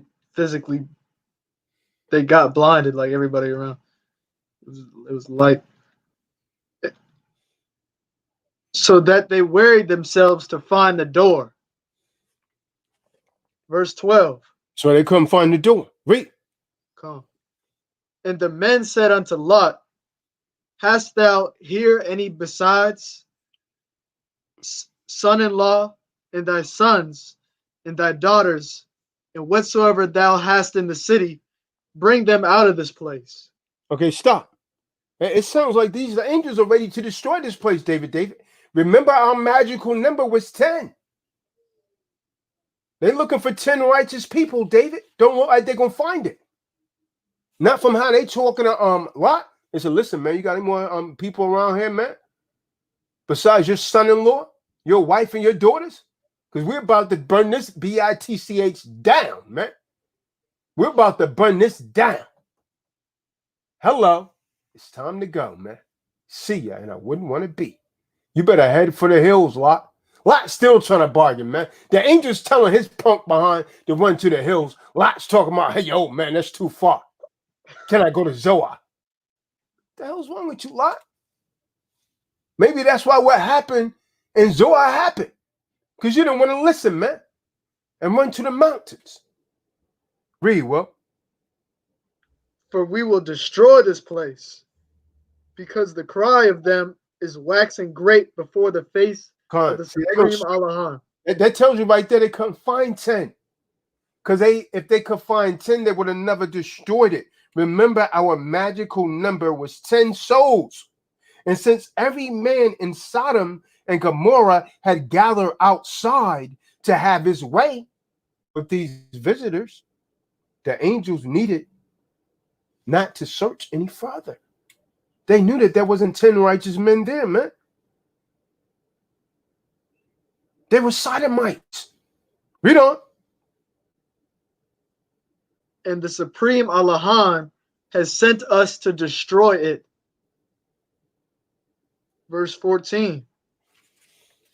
And Lot went out and spake unto his sons-in-law, which married his daughters, and said, Up, get you out of this place, for the Supreme Allahan will destroy this city. But he seemed as one that mocked unto his sons-in-law. They laughed at him. They mocked Lot. They laughed at him, David. They mocked Lot. His son-in-law, so they ain't going nowhere. They ain't going no damn way. They're missile food. Fire and brimstone. Burn them up, man. Like butter. Keep in mind, David, not a sound from Lot's wife yet. Not a sound. He said, hurry, man. Get out of this place. Because the Most High is going to destroy this place. Read on. Verse 15. And when the morning arose. Oh, hold on. Now, I want you, remember, this is nothing unlike Noah telling his sons. Right? Noah telling his sons, all aboard. Lot urged his son-in-laws to head to the gates. What did they do? They laughed at him. They mocked him, David. They mocked Lot. Noah's family members were smarter. They were smart enough to act on his advice. Lot's relatives was just amused. His son-in-law took him as a joke. They laughed at him. They mocked him. Read, Will. Verse 15. And when the morning arose, then the angels hastened Lot, saying, Arise, take thy wife and thy 2 daughters, which are here, lest thou be consumed in the iniquity of the city. What did he say? What did the angel say? Lest thou be consumed in the iniquity of the city. No, read that from the 19 and 15 from the top again. Come. And when the morning arose, then the angels hastened Lot, saying, Arise, take thy wife and thy 2 daughters, which are here, lest thou be consumed in the iniquity of the city. So far, they gave him 2 warnings, man, to hurry up and get the heck up out of here. Read. Verse 16. Lot hesitated. Why Lot still hesitate? Read. And while he lingered. See, Lot hesitated, David. Why he hesitate, David? Why Lot hesitated, David? Read. The men laid hold upon his hand and upon the hand of his wife. And you see that, David? Lot really wasn't he was in love with the richest, man. I don't know if you guys really see this, man. The angels had to lay hold of Lot's damn hand, man, and said, look, boy, get the hell up out of here before I kill you too.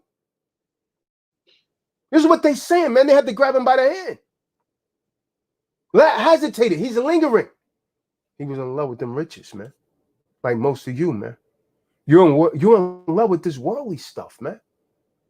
A Bugatti.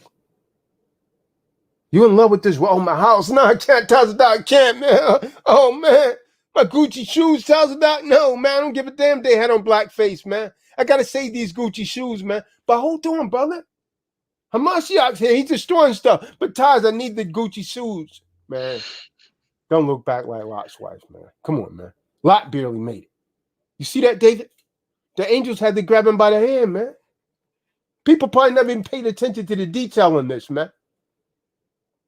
Lot was lingering, man. Read. Laid hold upon his hand, and upon the hand of his wife, and upon the hand of his 2 daughters. So he pulling all 4 of them, man. Damn, they had to pull them up out of the city, man.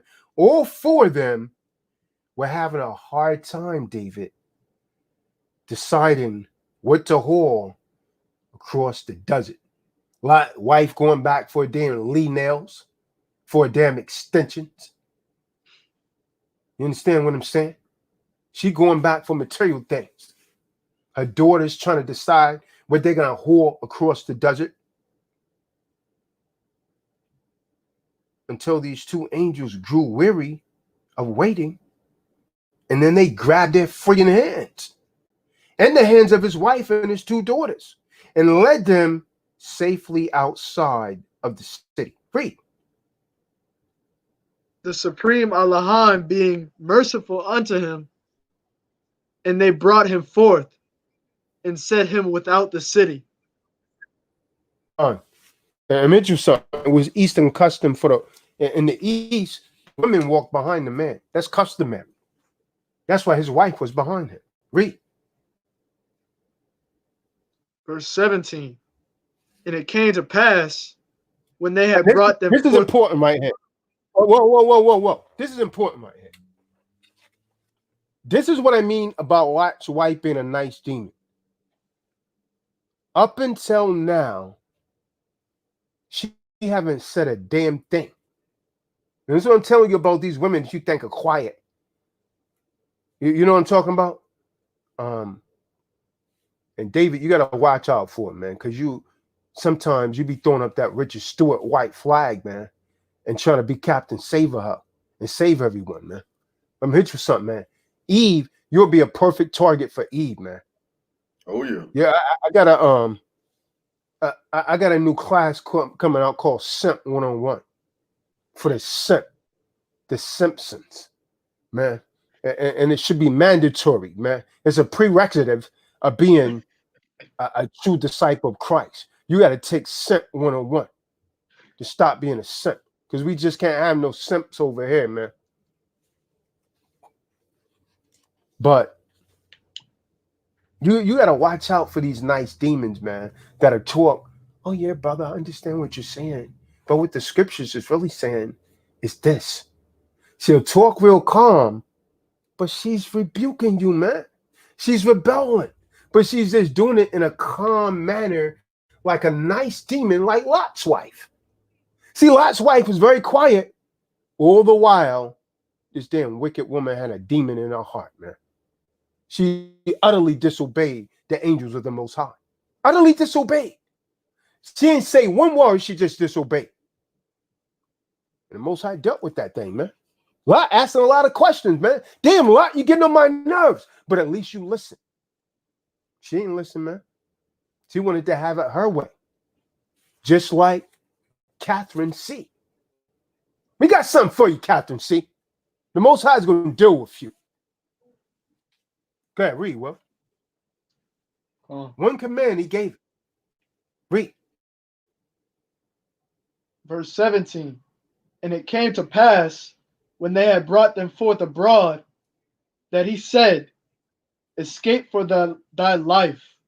Look not behind thee, neither stay thou. Don't look back. Don't look back. Don't look back. Look not behind you. Don't look back. Simple commandment, but a directive.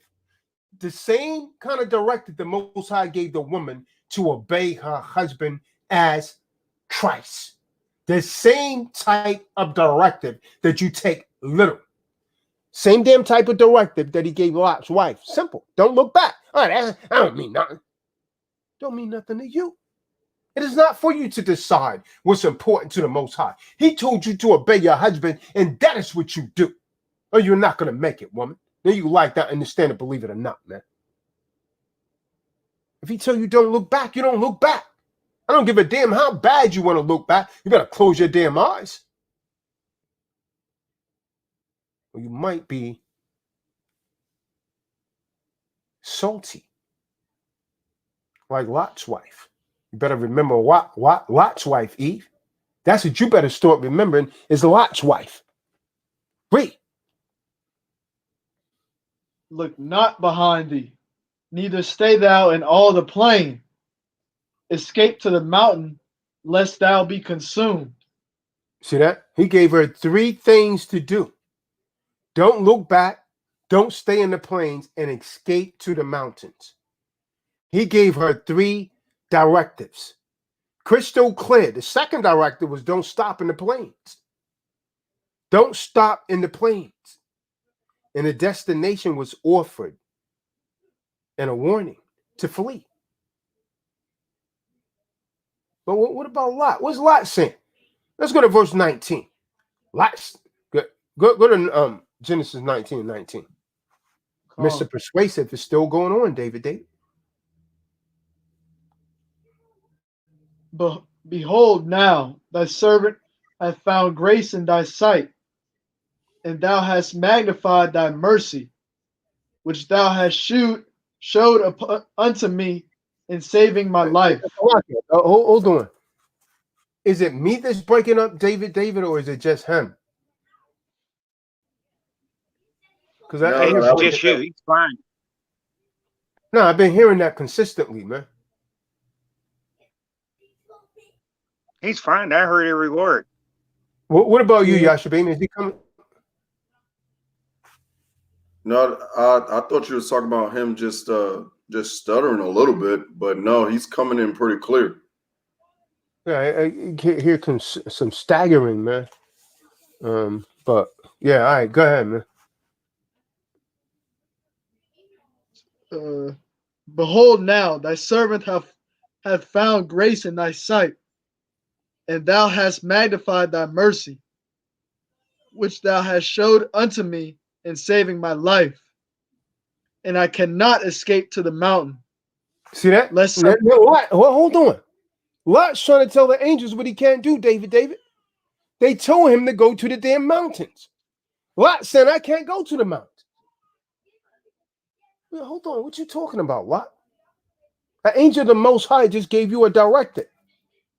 Maybe that's why what happened in Zoar happened. Lot didn't want to damn listen, man. He didn't listen.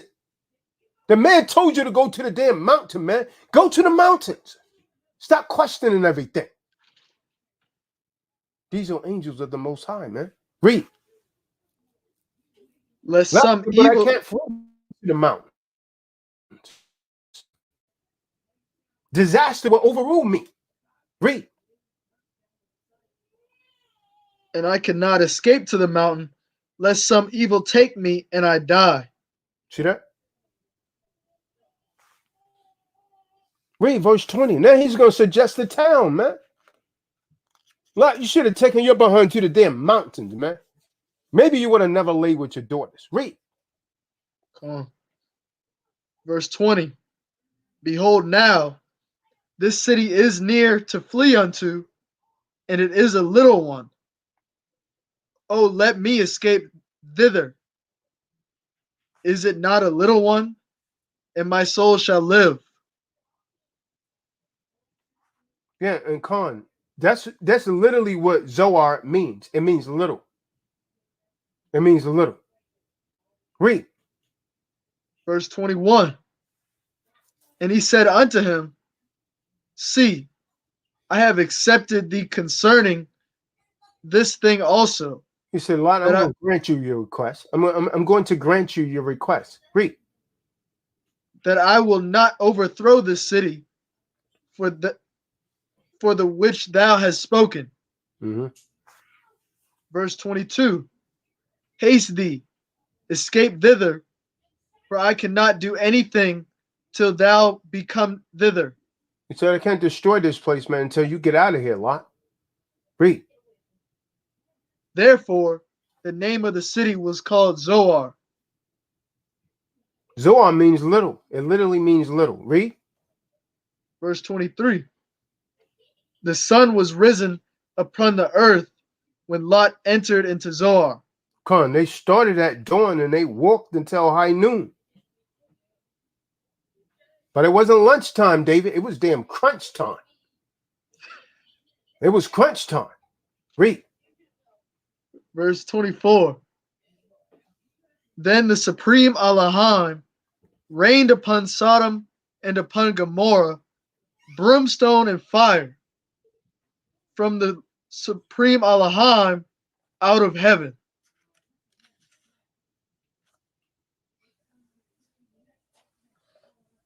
Come on. Keep going.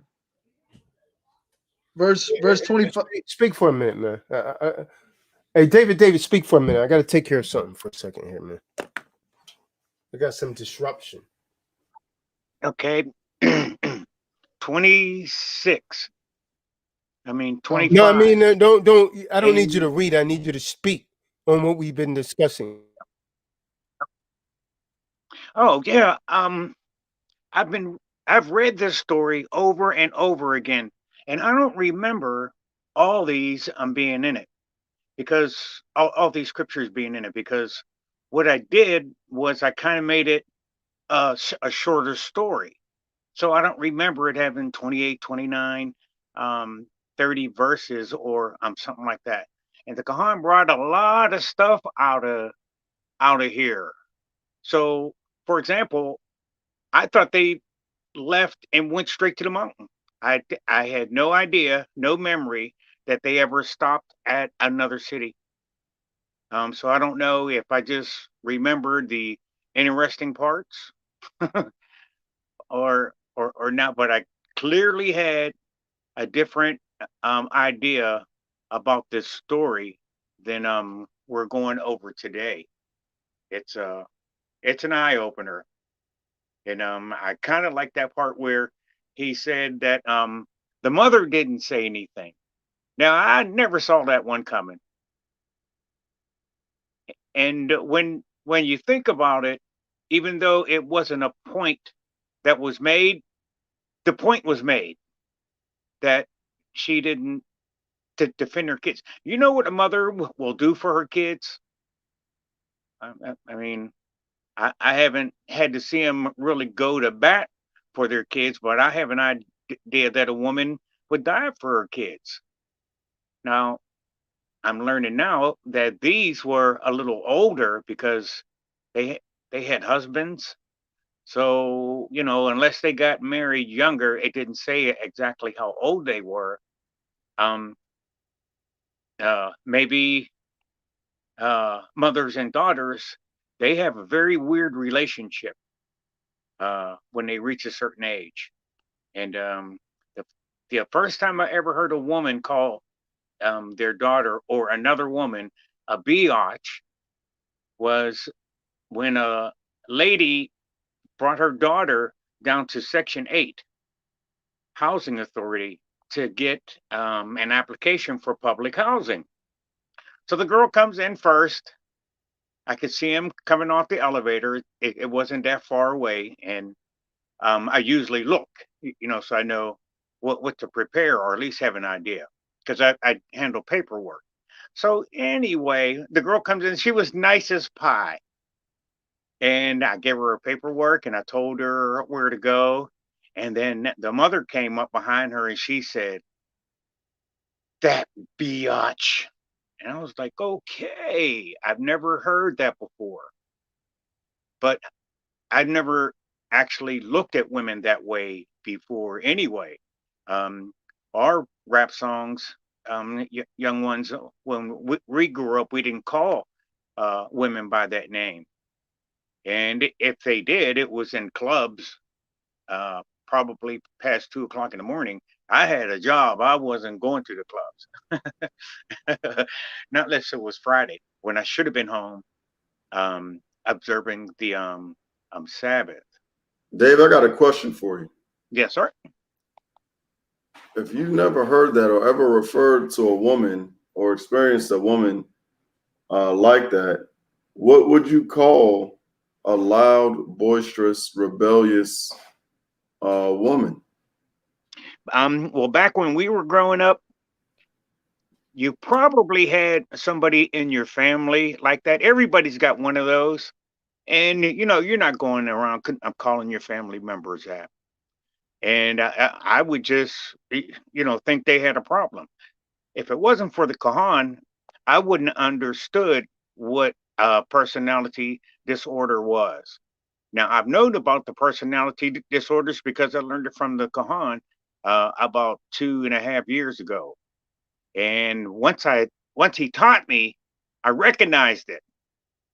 And he's right. He really is right. So yeah, I would have just thought that she was crazy or something like that there. Just like what I think about the personality disorder girls now. But now the Kahan just taught me about another girl. He taught me about the quiet ones. And you know what? I couldn't stand those. I was like, because the quiet ones said, now they'll talk to everybody else but me. In every relationship I was ever in, I just couldn't get them girls to talk. We played the video games. I went to work. We did the wild thing, and I went and took a shower, or I waited till the morning to take a shower or something, and I was out the door. That's the way I worked. Since I didn't make that much, I was either a student with a job, or I had a full-time job and a part-time job. So I was never really home most of the times. So most of the ones I had were the quiet ones. And I don't know if you guys remember, but I did tell you about my one girlfriend who told me after 40 years when she met me, because that's how old our daughter is, so I know how long it was. She said that she was a raging alcoholic. I did not have a clue. Yeah, we drank. Yeah, we experimented, with drugs and stuff like that there, but I didn't know she was an alcoholic because she never talked to me. So, I was fine with that. I could go to sleep. But now that I'd learned this about Sodom and Gomorrah, that's that's an eye opener there. I stopped looking to get married again a long time ago. I'm like, oh boy, no, I don't think I want to get back in that. But I tried it 5 times. He could have just as easily been talking to me the way he was talking to the woman at the well, h.o.i, because he said she has had 5 husbands and the one she was with wasn't hers. And my story was similar at that point. That's when I decided I wasn't trying no more. Now I ain't trying to go the other way either. But I Okay. get Appreciate that, David. Now don't appreciate that, David. Now don't blink. Don't blink. Don't blink. Looks like you've got your hair also done, David. Oh yeah, your hair is braided, man. That's why you look different. Oh, I usually Now, have my covering on. Now don't blink or you'll miss this. Get verse 26. Did you read 25, Will? All right, read 25. Look at Genesis chapter 19, verse 25. And he overthrew those cities and all the plain and all the inhabitants of the cities and that which grew upon the ground. So also the vegetation is what he's saying now. So at 1,300 feet below sea level, the Dead Sea. I want you to go and check this out for yourself, Will. You're a scientist. You're a so-called educated man. At 1,300 feet below sea level, the Dead Sea is full of chemical, salt, and the smell of sulfur. Archaeologists placed Sodom and Gomorrah at the north end of the Dead Sea. Facts, facts, facts. A lot of people are trying to tell you the stories in the Bible are made up. Archaeologists have traced this, and they went over there and they dug up some of the earth, and it says it still smells like burnt so far. And not one blade of grass has grown in that area since then.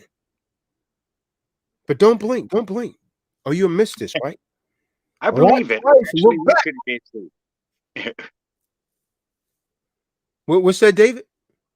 I believe you. I actually floated on the Dead Sea, and that salt is so strong. It has to be sulfur. Now I know the difference between a salty ocean and the Dead Sea. I mean, they had a shower right there, so that as soon as you came out of the water, you could take a shower. Shalaki, go ahead. Come on. So now I want you to remember, Will, Lot's wife, she'd actually been lingering behind her husband the entire while, probably further back than necessary, like the typical Eve. So the sounds of destruction and horror must have been deafening, frightening to Lot's wife. But his wife, what would she do, Will? She looked behind. Genesis 19:26. Oh. She looked back, man. But his wife looked back from behind him, and she became a pillar of salt. Okay, now in the Dead Sea, what did I say was there? It's chemicals. It's salt at the bottom of the Dead Sea. Lot's wife became a pillar of salt, just like with Eve. As with Eve, the key that I want you brothers to remember about these women, about these Eves, as with Eve, the key is she was disobedient. Just like Catherine C. right on here, she's disobedient. I'm trying to teach her the word, and she's disobedient. Just like Lot's wife, she was disobedient. She looked back. The Most High have given all you women under the sound of my voice to obey your husband as you do Christ. That's crystal clear. That's a directive. You can't tap dance with that. There's no scapegoat for that.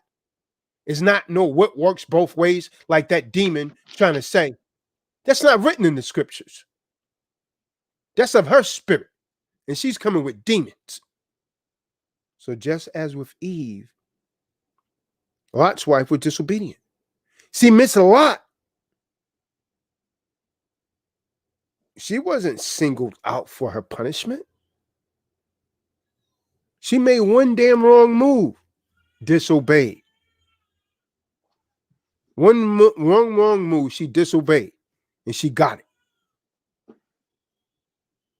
See, I'm gonna hit you with something, though. Lot's wife knew. She was warned, David. The men of Sodom wasn't warned. They wasn't warned they was going to be put to death, but his wife was warned, just like the average Eve, man. We always warning them. They don't want to hear it. Just like Lot's wife. She was warned, man, but she still disobeyed. Like Eve was warned, but she still disobeyed the Most High. Just like Lot's wife. Just like the average Eve, man. The men of Sodom wasn't warned. They didn't see judgment coming. But she merely turned back. See, what she saw, Lot and his daughters may never know. But she became a pillar of salt. It says in the book of Genesis 19:26. See, Miss Lot, she not only looked, she hesitated. She hesitated, man. She hesitated long enough for her to be wrapped into a damn sodium chloride from head to toe. Just like the southern end of the Dead Sea are literally mountains of salt. And if you don't believe me, go and check it out yourself. The southern end of the Dead Sea is literally mountains of salt. What was Lot's wife? Right over there by that Dead Sea. So she turned into a pillar of salt.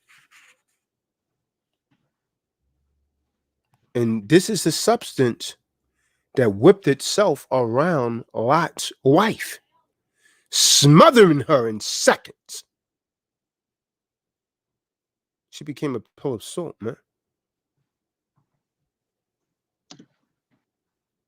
And this wasn't a unique punishment, man.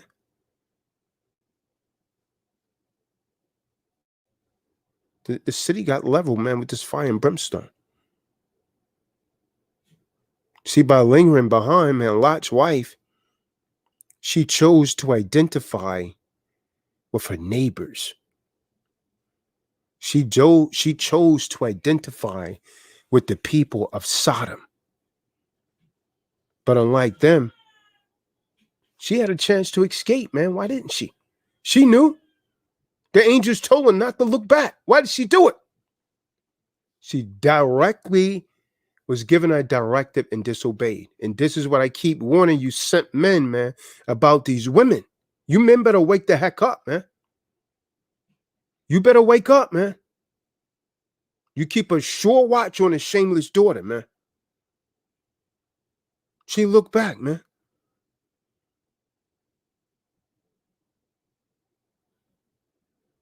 She had a chance to get away with that thing, man.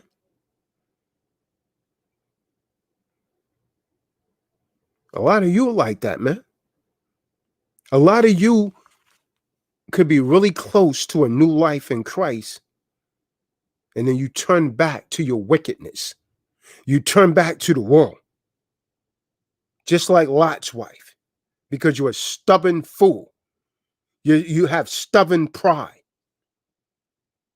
That willful disobedience. And you deserve what Lot's wife gets, what she got. Right? Scripture said let your conversations always be full of grace, man. Seasoned with salt. So you may know how to answer everyone. Let's get Genesis 19:27. Well, Bereshit 19:27. Come on. And Abraham got up early in the morning to the place where he stood before the Supreme Allaham. See that? Abraham got up. He knew what was going on. But Lot's wife, man, she was told, man, she did know. And you know too, man. All of you under the sounds of our voice, you Eves know. We've been on here all of the time. Oh, you men know, man. See, when a woman dies apart from the Most High, wrapped in her sins, like a shroud, life continues without her. And one might even question if she really lived at all. Since the woman who lives for pleasure is dead, even while she lives. Because you living for your lust. You living for pleasure. See, the sad tale, man, about Lot's wife and the destruction of Sodom is valuable for one reason, right? Hamashiach used it as an illustration in the book of Luke 17:30. So someone get that? Luke 17:30. Just like what? Just like the destruction of Sodom and Gomorrah. Most High gives directives, man. Absolutes. And still the woman disobeyed.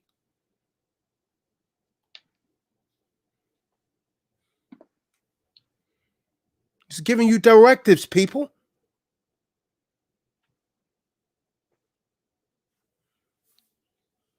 Book of Luke, chapter 17, verse 30. Even thus shall it be in the day when the Son of Man is revealed. Read. Verse 31. In that day, he which shall be upon the housetop, and his stuff in the house, let him not come down to take it away. So to those of you that can't get a clear picture for this, you don't go down into the damn house and try and take something out. You don't go back down to go inside the house.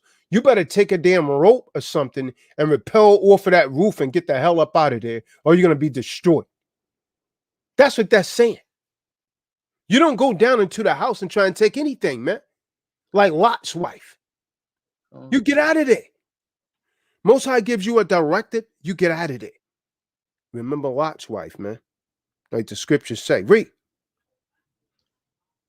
And he that is in the field, let him likewise not return back. Don't look back, man. Don't go back. Remember Lot's wife. Jacob, Amen. A sower of seeds. Remember Lot's wife, man. Don't look back. Don't go back for nothing. Read. Verse 32. Remember Lot's wife. Remember what? Lot's wife. What Captain C better do? Remember Lot's wife. Read. Verse 33. Stop right there. This is why the example of Lot's wife is important, right? Because we got Hamashiach in the so-called New Testaments telling us to remember Lot's wife, man. He's given this fascinating history. Not because the woman was turned into salt, but because Hamashiach employed it as a teaching tool, as a history lesson to help prepare his followers for his future revelation. So I'm telling all of you under the sounds of our voice tonight, man, remember Lot's wife. Don't stop. Don't look back. This is what Hamashiach said. Take my hand, walk with me. Don't stop. Don't look back. You got to stay on this walk, man. And even with all of his endless questions, man, that Lot had, Lot was in the end obedient. But for all of her silence, I want you men to reflect on this. For all of her silence, when decision time came, Lot's wife disobeyed because she was a quiet demon. She disobeyed. She wasn't talking. She wasn't saying nothing. She just upright and disobeyed.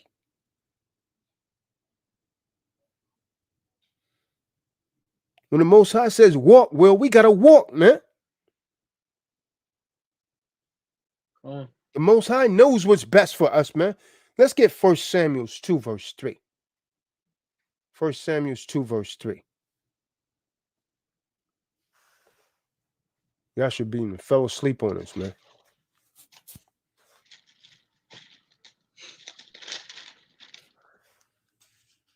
Don't worry, we almost done. Are we all?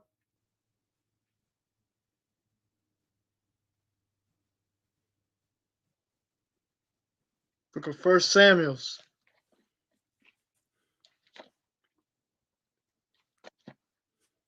Chapter 2, verse 3.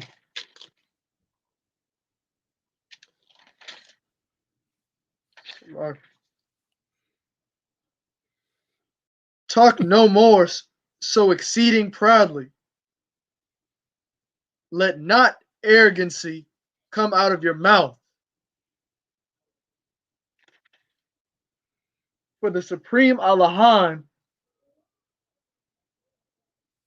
for Yahweh is a supreme Allahim of knowledge. Con. That means he's a power who knows. That's the part I want right there. So the Most High is one who knows, man. And when you walk, when the Most High says walk, you walk. See, the angels gave a clear commandment. They was given clear commands. So does the Most High, man, in his written word, man. In his Bible. He gives us clear commands. He give the woman clear commands. He give the man clear commands. Yeah, Lot, his wife, she hesitated, then she disobeyed. She disobeyed, man. What did David the psalmist say, man? Psalms 119 and 101. He said, I have kept my feet from every evil path so that I might obey your word. This is what you got to do, man. Psalms 119 and 101. The escape route is clear, David. The only escape route is Yahweh Shah. That's the only way out of this thing, David. It's through Christ, the deliverer, the savior, the Hamashiach. That's your escape route, man. You ain't coming up no other way, man. You're not coming up at a Jehovah wickedness, a Seventh-day Adventist, a Pentecost, a Roman Catholic. You're not coming up any other way. Straight and narrow. That's the only way, man. You ain't coming up any other way, man. All of this stuff surrounding you, man, that's temporary. And that's what most of us get caught up into. Yeah, I like stuff too, man. And over the years, you probably collected several items that had great value, but you better get over it because this stuff is temporary. It doesn't last forever. Matthew 6 and 26. What good will it be if a man gains the whole world yet forfeits his soul, David? What good is it? What good is it, David? Nothing. Nothing. It's not going to be him no freaking good, man. You gain the whole world, but you don't forfeit your soul, man, in the process. It's going to do, it's going to come to nothing, man. So that's all I got, man. You got something, Will? David? What happened to Marty tonight, man?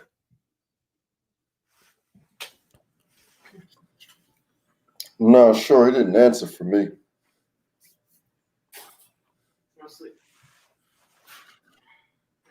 I'm sure he'll be on the next one, Kahan. Huh? Most High willing. Scriptures say never say anything without saying Most High willing. So I try and say that to everything. I'll do such and such, Most High willing, because I don't know what the next second's going to bring forth. David, you have anything in closing? Oh, any questions before we turn it off? Let's see if anyone got any questions, man. Real quick, anyone got any questions? You could come into the room. Click on the link, come in the room. If not, we'll shut it down. David, you got anything? It fell out. Oh, David, no, he fell out. exited. Yeah, man.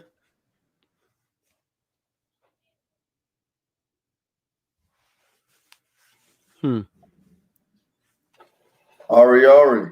All right. Come on and get edified.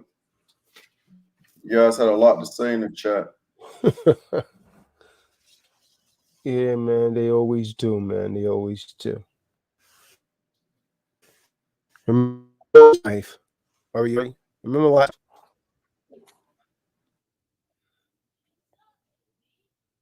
Well, David is back, man.